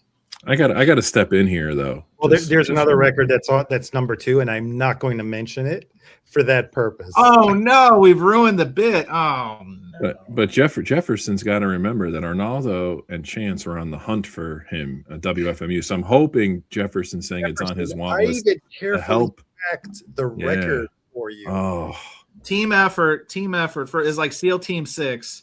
Arnaldo shipped it. Chris bodied a couple guys looking over my shoulder while I was trying to do the worst digital payment transaction in recorded history. But who found it? Who was it? Jason that found it? Jason found it. Yeah, Jason found it. So it was a true team effort. Jason found it. I spent 90 minutes trying to sort it out. Arnaldo came over to give it a play. We did bring a second set of ears because they did have a turntable, but it's like that Dionne Warwick song. That's what friends are for. The good times, the bad times, and I don't know the rest of the song. Sorry. Anyway, I will say, and you guys are going to laugh at me. I had I think we're off of this. Oh, let me talk about mine real quick, and I'll come back. So I was prepared to talk about, and I think I've asked people before. Actually, it's a quick story. So my number one thing I was really geared up to find is The Offspring. It's their first record. It's the original that has Kill the President, the track Kill the President on it. Oh, yeah. And I got real close because Record Safari had one last month before. And so I do want to give some credit where credit's due. I reached out to Vinyl Piper because he does owe me a favor. He owes me a couple favors. But magically, the Piper could not be reached until the last minute, and he could not prevail. But you know who did? Executive producer of Surface Noise, Cesar, jumped in his car and ran down there and even robbed a wax, giving the guy a flower. I'm not giving flowers. Even he Now, I think he really was probably going to go down there and get it for himself and then sell it to me. I think that was the angle, because it was a very reasonable price that records. I mean, I'm saying it was probably 30% of the Discogs median. Like, Wow. But I tell the story. Obviously, I didn't get it because there was someone in line who was an extreme Offspring fan who, I guess, I don't know how long he had been there, but he ran and got it. And I think the guys even tried to persuade him.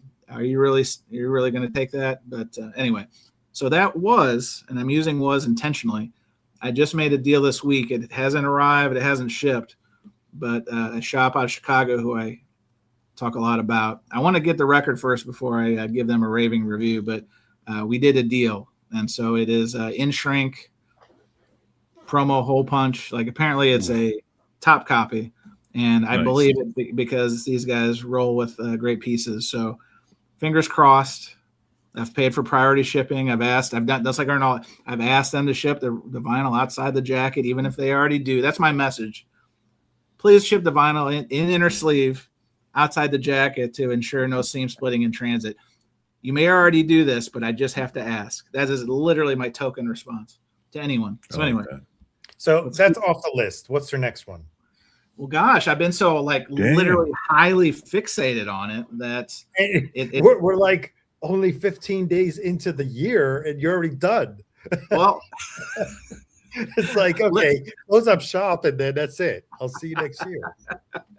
No, I mean, I can, in fairness, when I sent the show idea out, I had not made the deal. So I was prepared to talk about that one. I will say that I think it's time for me to start knocking off the oldest things on my want list, because I have things that have been on my want list for over 9 years. What? 10 years. So, but they're like small fish. They're like things that I just haven't found the right copy, right? So I would say, I'm going to pick one. I would say probably now. All That You Can't Leave Behind, UK First, maybe from U2. That made me move up the list. I found the copy for you. No. Arnaldo did, but Arnaldo found a copy for $40 at WFM. No, it was 70. It was 70. Sorry. Oh yeah, you'll never. No, the one that I found you, which was in probably worse shape than the one that I had. It was, yeah. It was in worse shape. Gosh, the top at this point, Midnight Vultures probably. That probably is in the top 3. And like we know what's going to happen as soon as because I think Arnaldo has one now. Rojas got one, I think, last year. As soon as I acquire one, or even before I do, the reissue will get announced. I mean, that's what everyone's waiting for. So I think that one probably moves to the top of the food chain now. I'm also looking for an original Kill 'Em All silver Megaforce with the inserts. I have 2 copies already, but I can't get a good jacket to save my life. I can't. So I would say one of those are probably. Is that a ringwear prone jacket because of the black? Is that what typically it is? But it's also just, I mean, it's a well-loved record. So one, finding a record in good shape, coupled with a jacket, coupled with the promo insert for the fan club or whatever, it's a trifecta. I've seen it before on Megaforce, right?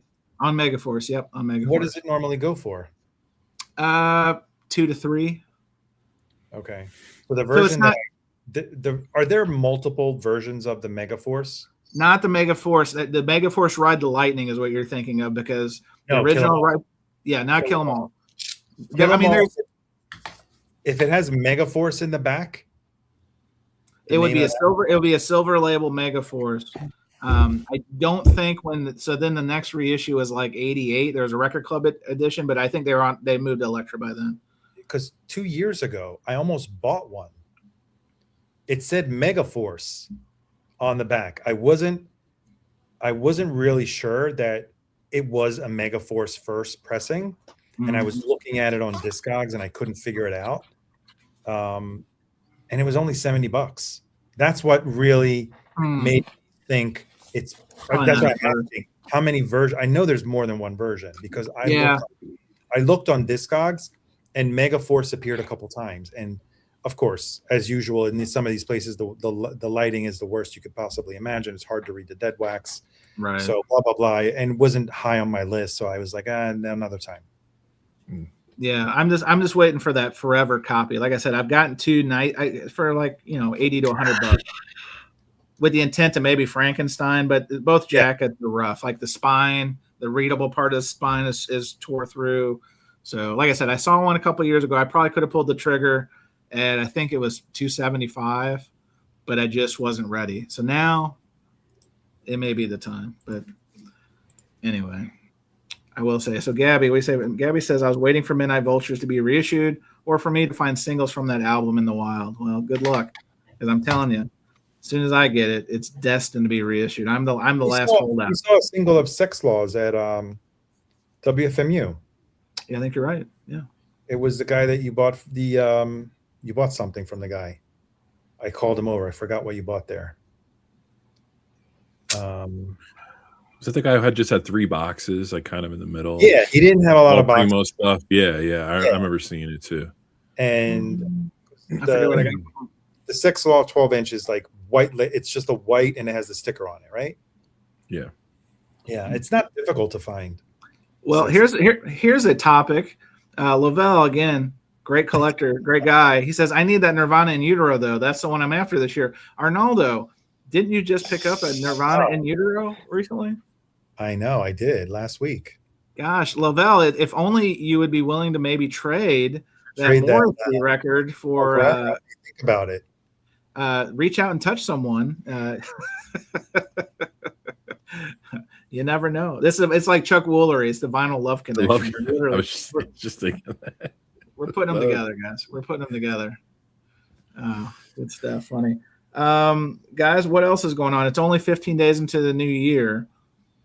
Surely you're already finding records. I'm not saying we don't have to do show and tell, but any wild adventures? I just had a record show in St. Louis, our local St. Louis show, and I got a couple smalls. I am going to show one record if that's because, showing records is part of the deal. And I didn't tell anybody to prepare for this. I'm just happy I got this. This one has been on my list about 8 years, Arnaldo, if I'm being honest. There's this little movie made in the mid-'80s. I just watched it. Michael J. Fox. Week. It was on TV last week. I watched it. Did you see the scene where there's a scene at the end where the guy's penis is out? I'll have to talk about it in a second. I have never seen that soundtrack. That makes two of us until this week at the St. Louis Record Collector Show. Nice. Wow, finally found one. On that cover. Yeah, I love this because there's songs that are uncredited. Like I like the song from The Prom, Big Bad Wolf, that sounds kind of like a 80s keyboard infused, kind of almost like a Pointer Sisters kind of jam, but yet there's no information anywhere online who the performers are or who they really were. It's a lot of incidental music, right? Yeah, I think so. It's not a song track. What do you mean by song track? Well, it's not a compilation of songs that were used in the movie. It's also the background music. Big Bad Wolf was a song that played in the movie. It played at the dance. And that was like when they were doing the dance where they're doing like the little Michael Jackson. Because remember, at the prom, he came as Scott. He came as Scott. He didn't come as the wolf. And he was pushed to his limits. And he turned into the wolf and ripped the guy's shirt. Anyway. Yeah. But unlike Back to the Future, which had The Power of Love and all those other known songs, there was no breakout songs from this. No. Because I think so. Is this 84? No, 85. So this movie came out the same year as Back to the Future. The difference being is that when they asked Michael J. Fox to do Teen Wolf 2, he's like, no, I don't want to have to get in all the makeup. He's like, I think I've moved past Teen Wolf, but he still kept making Back to the Future movies. Anyway, never saw this until this weekend. Very fair price. I think I paid $40. I think it goes for 50 plus. I even had the German release, which actually has the actual art from the movie where it's just like Michael J. Fox and stuff. I was trying to find that one, but anyway. Start with that. I'll start here. And guess what I played? Big Bad Wolf. Big Bad Wolf. Here's one I got that I've been looking for. Yeah, speaking of Big Bad Wolf, real quick, the Wolfman knows this one. That movie is rife with stereotypes. Well, probably accurate, Nate. All right, what'd you get, David? Last DJ by Tom Petty and Heartbreakers. I never saw it. Nice. That's a good record. It's Double so album. underrated. It's a fourth side is etched. So it's Did three Bellman cut sides that? of music. It's a Did great record. Bellman cut that? I'm sorry? Did Bellman cut that? I think so, yeah. He did. Yeah. That's a good. Sounds That came out in like 2006, 2007. That's a good album. Yeah, it is. No, that came out earlier than 2006. I'm sorry. Yeah. That was more like 03, 04. Yeah, this is one of those that people forgot about, I think, if you know what I mean. It's very good. Looking for the year here. 2017? Nah, it's a reissue. The reissue might be. Oh, I think when it originally came out. 1999, actually. I thought it was that. Wow. I didn't think it was Oh, I thought it 2000 was even. Yeah. My fault. 99. Wow. This is amazing. I didn't know this. So what I was saying, Arnaldo, is there's a scene at the end of Teen Wolf, real quick, because I'll read Jeffrey's comment in a second. There's a scene where after spoiler, if you haven't seen it, it's over 40 years old, guys. Win the big game. They're doing the pan out shot, and there was an extra in the stands who had themselves exposed. They just whipped it out. And you can see it because it's close enough as it's panning out. And so there's a guy with his donger out. So Jeffrey Beaumont says if you pick up the special edition Blu-ray of Teen Wolf, there's an amazing documentary where in full detail they look into the flash scene, and it's actually a woman. This is breaking news. They had dongers back then on women? Well, I didn't know that. maybe it was one of like the Alice Cooper. Maybe it was just the fingers, like fingers in the jeans thing. I don't know, but this could be scandalous, Jeffrey. I'll have to look into that. Another soundtrack. Actually, Joel's here, Static ATX Records. Check them out online. Friend of the show. He says, I want to get just a One of the Guys soundtrack on vinyl. Joel, I may actually have another copy. Let me look this week. If you really want one, I think I might. So that's the movie, 1986, with the illustrious William Zabka as the bad guy. That was when Johnny Lawrence of Karate Kid fame was doing the bad guy. He was just typecast in every bad guy 80s teen movie. And this young lady was in college, and she wanted to work for the local newspaper, but they wouldn't hire her because she was a young woman. So she went undercover, went back into high school as a boy, cut her hair real short. And so she was writing this piece about being a undercover boy in high school. So it's called Just One of the Guys. And of course, the plot is she falls in love with somebody, et cetera, et cetera. So yes. A boy or a girl? She falls for a boy. Then anyway. Oh, it's the shirt poking through her jeans, Jeffrey. Oh, you're ruining my day. Ruining my day. As a shirt, it wasn't the donger. Oh man, that was like an urban myth. Oh no, unbelievable. Well, any other fun pickups lately, guys? Yeah, all right here. I have a picture of it. This is Lightning with the Blues and the Lightning Hopkins. Wow. So this, if you look this up, this says selling for a lot of money. Buco. And you found it at the Tomato Lady stand. That's right. I found it, with the Tomato Lady. She gave me an offer I couldn't refuse. She was like, "Do you know Jose Moreno Ron?" I was like, "I don't know who that guy is. No idea." Right. That's that. I don't know if anyone's into blues, but that's probably one of the most rare blues records. Jason, where is this record? Because again, you're in between domiciles. Is it like in a bank vault? Is it Joel? Is Joel keeping it copy for you? Or? And give us a little bit of the backstory. How did you come across this record? Was it one of those things that he had no idea what he had, and it was and you got it for free? Yeah, you got a $10 bid. Like, give us the backstory. No, we're here to entertain you. What? Is this why you're in witness protection? Because you ripped somebody off again? Oh. Again. Was there electrical tape on the cover? No tape on the cover. Oh yeah, electrical tape is usually a tell. Jason's about to pull one over on somebody. Yeah. Well, next time I'll get it out of the storage and I'll show it. How about that? Okay, that's fair. Well, right. Challenge accepted. Challenge accepted. I will say, you guys are going to make fun of me, but I haven't. Again. Yeah. So at the record show, again, cheap potatoes. You ready for this? Hang on, I got to make this. Joel's going to lose his mind. Sorry, Joel.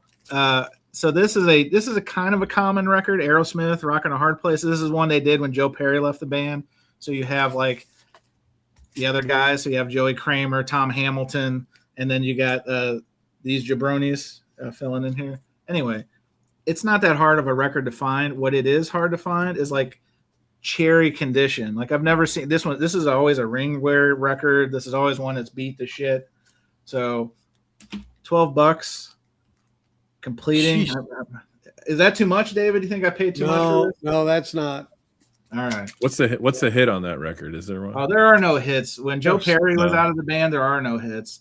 They were waiting for Joe Perry to come back, and then they did "Permanent Vacation" with Angel and "Dude Looks Like a Lady." That was the comeback album. But Jason, you'll appreciate this one. One of your favorite artists, Bugs Bunny. This is not the Space Jam full soundtrack, but it is the 12-inch of R. Kelly, who we won't talk too much about. 12-inch. This is actually jail cell approved right there. This one passes the commissary approved. This one.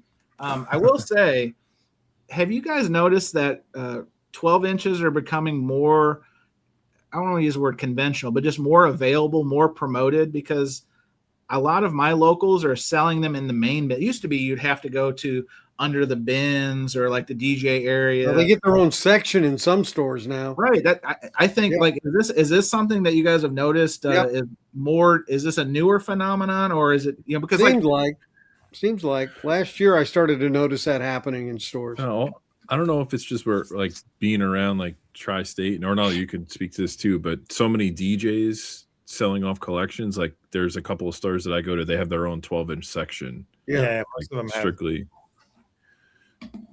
Depending on the store, some will have dedicated sections because they have so many records, and it makes sense. Otherwise, you may see them thrown in the artist section. They'll throw in also. Some Terre Haute, Indiana. There's a record store. They had 8 bins of them, up above, even marked. Well, here's the reason I bring it up, guys, because I think we're always trying to like be ahead of the next trend or the next, like to get in before while the getting's good. And I feel this way to a degree about 45s, because to Jason kind of led me in this direction, because I'm giving you credit here, because no one really wants to put in the work to look for unmarked 45s. Oh, yeah. And I just pulled, I don't have them to show, but I was pulling 90s ones, 50 cents a piece. But I'd put in the work, right? Yeah, I found Chris Isaac, Wicked Game. It's a $35 7-inch, 50 cents. So if you're willing to put in the work, So, but I feel the same way about 12 inches. Like I feel like 12 inches or, they're cool. They got different artwork. Sometimes they have remixes of the tracks. Yeah, no, I'm a big fan of 12 inches. A lot of time, most of the time, they sound better because, of course, they're 45 RPM. Some are. Yeah, I noticed that the U.S. are more than 33. EU is, and I really don't get that. I'd rather have the 45. Anyway, I'm looking to try and. I have a lot of Prince's 12 inches, but there are some that are still missing. I'm looking to expand that section, but I hear you on when it comes to 45s. I got a few. Let me know what you're looking for. I got a few Prince ones. Okay. If the section is small, I'll browse through it, but it's hard. The only record store that makes it somewhat easy is Human Head, where they put with a marker on the outside, they'll identify, so it's easy to read. Yeah. So here's a serious question. So do we think 12 inches are becoming more popular because two things? People are becoming more comfortable with playing 45 RPM just in general with a lot of these audiophile reissues, is the mass populace running out of good used records to have commonly available? Discuss. I have to choose one of those? No, I'm either or. Those are just I'm just hypothesizing here. I get the feeling that it's a demographic thing, like 12. I think when I think of 12 inches, I think like 80s and 90s, and that's kind of there you go. So I think it's a demographic thing. Well, side note, I'm going to give another tip. 2000 CDs are back. First of all, Groove Seeker famously said CDs are back. I will say that people who grew up on the Disney Channel, Hannah Montana, Hilary Duff, etc., those CDs and those movies, that's a nice chunk of change because the kids who were watching that as kids are now with discretionary income. And I say that because I saw a video about it. Then I found a Hilary Duff CD at the thrift for $1, turned it into 15 instantly. Crazy. Dead to real. So if you see Disney Channel people, think about it. You're welcome. That's another tip. We're just full of tips today. Yeah. Hey, I gotta add up to that Southpaw Grammar money. So. Last record I'll show, and then we'll close on the Peter Frampton. This is a record I got. Shout out to my friend Noel, who's always at the record show. So I've been looking for a good copy of Donny Hathaway Live Forever, an original Echo. Nice. Because this is one of those ones that's always got always. This one's just got a faint. This is a faint ringware situation, so I can deal with this. Yeah, so it's a decent copy, a little more pronounced ringware on the back. But anyway, point being, finally found, I would say, my forever copy. I've been very picky about trying to get this one, and Noel did me right. $35. Thanks, Noel. That's Nice. good. That's a very honest price because I've seen it never less than 50, and they're always beat up. Yeah, that one's Anywhere, and then you pull out the record, and it's been loved. So that's why I think I'm just going to take my chance on the what is it? The Rhino Reserve is coming out. Yeah, it's a reissue. Yeah. So we'll see what they can do with that because I have a Record Store Day piece reissue from a few years ago. It's okay, but Jason, people are concerned about your well-being. Cesar says, "Hope you get better, buddy. Hang in there. Are you under the weather? Did I miss it? Are you ill?" Yeah. Oh no, Jason's playing through pain. I'm been sorry. sipping Jason. tea all evening. I mean, you noticed. Jason is You'll dying. feel better. Yeah, you'll feel no. better once you snake that Morrissey single. Don't worry. You'll feel 10 foot tall after you get that Morrissey. Yeah, I just want to say, like, stay away from the 12 inches, the EPs, 45s. Just stay away, please. Please. I need them cheaper. You know, They're a bad investment. Yeah, they're bad. Don't go there. You know, keep Plus, going you gotta Rhino get- Reserves. Plus, Wait, hold on. they Keep only have going one. AP Rhinos. They only have one song on each side, and you got to. Yeah. And they got all that dead wax. You're paying for all that extra dead wax. Right. You know, Right. just go with those mastering engineers. 45s, you got to put in you got to take Oh, do yeah. anything anyway. the ring, and then you got to put it back in because some are the And spindle. the plastic's real hard. It hurts your needle and stylus. It's just awful. Stay away. Shouldn't do that. You know. Stay away. That's good advice. Good advice. Let's close on a strong note, guys, as we have now contradicted our previous commentary. The news from Vinyl File, the latest reissue All-Star. Dun, dun, dun. How many people? I mean, I don't even have. I have words, but Arnaldo, I'll start with you.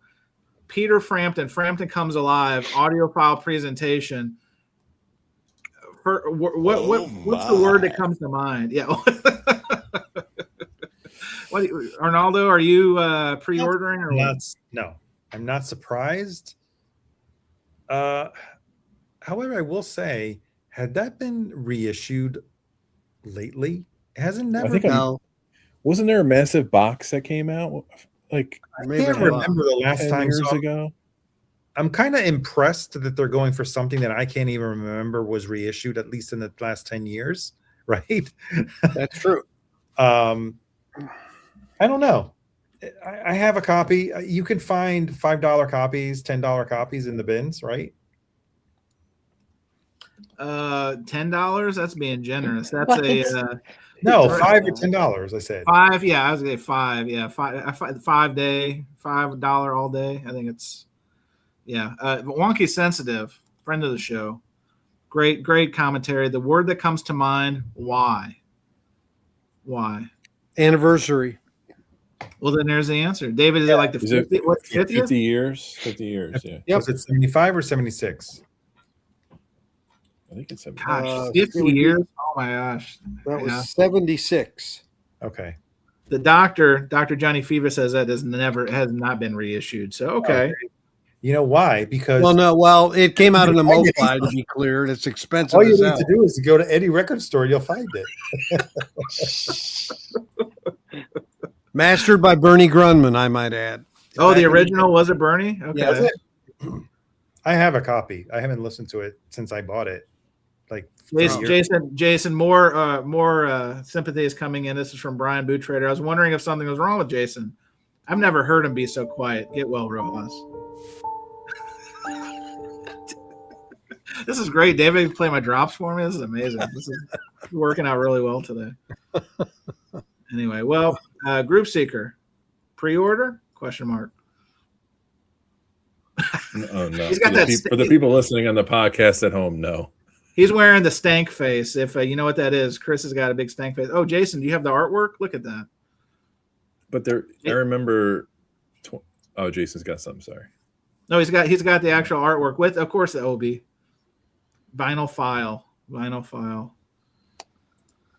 Interesting, just interesting. Do we call this the bottom of the barrel? Is this have we reached the latest announcement of the next MoFi? That's really the bottom of the barrel. Oh, Arnaldo, please don't keep me in suspense. Which one are you talking about? Oh, the Kool and the Gang live. Oh, that one. Oh, okay. Yeah, that's worse. Yeah, that's worse than Stevie Nicks Rock a Little. Okay. I gotta say, what do you have against Kool and the Gang? Where do the guy with the straight hair is amazing. I love him. Where do they find these records? Oh. So Arnaldo also not another pre-order. I mean, you don't want to help this struggling label. I mean, they're just it's tough. Frampton. I'm going to get Frampton. You're going to get Frampton? Yeah, I'm trying to get a demo copy of it. Oh, okay. Oh, you're trying to shill, David. Oh, shill. I want a shootout copy. But I think it's a great album, and it's like the second largest live album sales ever. So get some. David's going to take all my drops over to his channel. I think he's play testing them here. My dude Newcombs and all this stuff. Public service announcement: the Wolfman, Nate Mars, will be streaming 30 minutes. So that is 10:30 Central if you're watching this live over on the Wolfman channel. I'm sure it's called Nathaniel Mars. I don't think it's called the Wolfman channel, but I don't know. What was that link, Groove Seeker? Oh, this is Nate Mars, right? Yeah, and Groove Seeker, put a link for your channel. We need to sub. Even though you're blowing past us, this is how the game is played, sir. You got to promote. All right. Well, all right. I'll do it. All right. Thank you, Chance. Guys, this is the way the game is to be told and sold. I think Master P said that, right? That's right. Yeah, the immortal Percy Miller, and what Percy Miller says goes.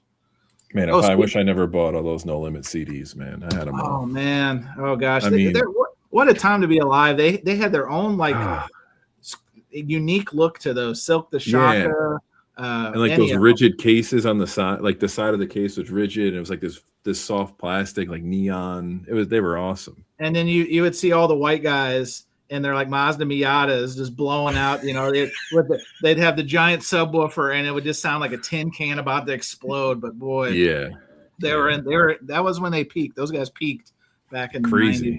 Yeah, well. So I would like to add one more thing. Please. I forgot it had opened because they're doing a terrible marketing of it. Universal U-Music has opened a store in New York City right by Penn Station. A brick and mortar, really? Really? Madison Square Garden. I thought about making a video, but it's lame. It's got, of course, tons of Taylor Swift, Beatles, Chappell Roan. It's Olivia Dean. It's got vinyl, and it doesn't even. It should theoretically have everything that Universal carries, right? It doesn't. It has merch. No jazz? Huh? Does it have Bluno? Does it have Tone Poets and classic and stuff like that? Well, it has the vinyl file. I was surprised there's vinyl file there. And because I think vinyl file is only through the website, right? Or Direct can you to buy consumer? regular retail vinyl? I haven't don't seen know. them at retail. I think it is a D2C, I think. So I found them there, so that's great. And they have a jazz section. And look what I found. Oh, Sold out. Frank So- Sinatra in the wee hours, tone poet. Look at you. Yeah, they have a small section of jazz, and they had the latest tone poets. And they Nice. had this is a tone poet, right? Yeah, you're gonna flip that before it gets repressed? No, I'm gonna keep it. Oh, come I don't on. have a Is this copy. what it's You can going- get the this is reissue. what Get it's the going reissue for? of the reissue, Arnaldo. Make $100. Come on. Nah, I mean it's probably going to get repressed in a couple weeks. So it's like, Oh, of course. I mean, we're not talking D'Angelo money here. So I saw that Turntable Lab ad come up today. I'm like, damn, man. Oh, hey, before we leave stage left, hang on. I'm talking about promoting. I was waiting for him to come in, but friend of the show, Dom, you'll see him on Mondays at the VC Social Club. We talked about this before. This is a new magazine publication for record collectors called Dusties. And it's basically it's a lot of DJ contributions, talking about going deep in the crates, et cetera. But wouldn't you know, friend of the show, Dom, Seeking a Thread, did a nice little piece about the WFMU record show and took some pictures. Nice. Pictures. So shout out to Dom. There's Dave, local bandography, the big smile on his face. But anyway, good on you, Dom. I decided to take the plunge and do a year subscription, see what happens. It's a very thick stock magazine, and it came with like a cassette. So I thought that was kind of fun. But Cassettes are back, baby. cassettes are the new CDs, which are the new records. Chance, can you put up Gabby's comment? Gabby, where are you? Gabby. Here we go. They should have web store exclusive, meaning the Universal store. Maybe UMG artists will do their pop-up shops in that store instead of in Soho. And when I was checking out, they asked me, "So what did you think about the store?" I'm like, "Well, it's okay. It's nice. You should do a better." I even told her, "It's like you should do a better job of promoting it because I didn't even know it was here." And then I asked, "Will you be carrying web store exclusives?" And she said, "That's our hope. But I will definitely take your feedback, and I will relay your feedback." Because she looked at the other employees and was like, "Yeah, they should do better marketing." So where is it in relation to the garden? It's right at the front door, like the front door of the garden on the 7th Avenue, right next to it. Oh, I got you. Okay, It's cool. right there. You can't miss it. If you're Nice. going into the garden, it's right next door. It's like right there. Interesting. Yeah, the store was dead. I was the only person in there. There were more employees than me. There were 3 girls, the security guard, and me. And this is the time. Elliot Cruz has been waiting for an 8-track resurgence. Elliot, bad news. I think you're going to keep waiting, pal. I don't know if that one's going to get off the trail, but anyway. All right, well, we've run past our expiration date. I want to thank my panelists. I don't know.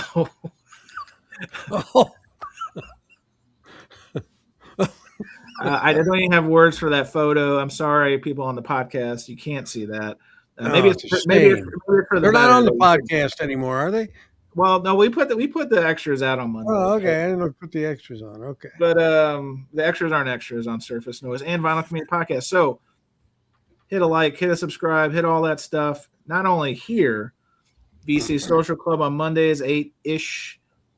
Jason or Roof Seeker. It's moving around right now, and then David, of course, we talked about it earlier. Michael Fremer is on his program right before them. 30 Central Audio Quest with Novice Nick. With my special guest, this guy right there. It's Mr. Lasagna. So, and of course, the chat, always the lifeblood of the program. Thank you for coming in. We'll see you next week. It's been fun. It's been real. It's been real fun. We'll catch you on the flip.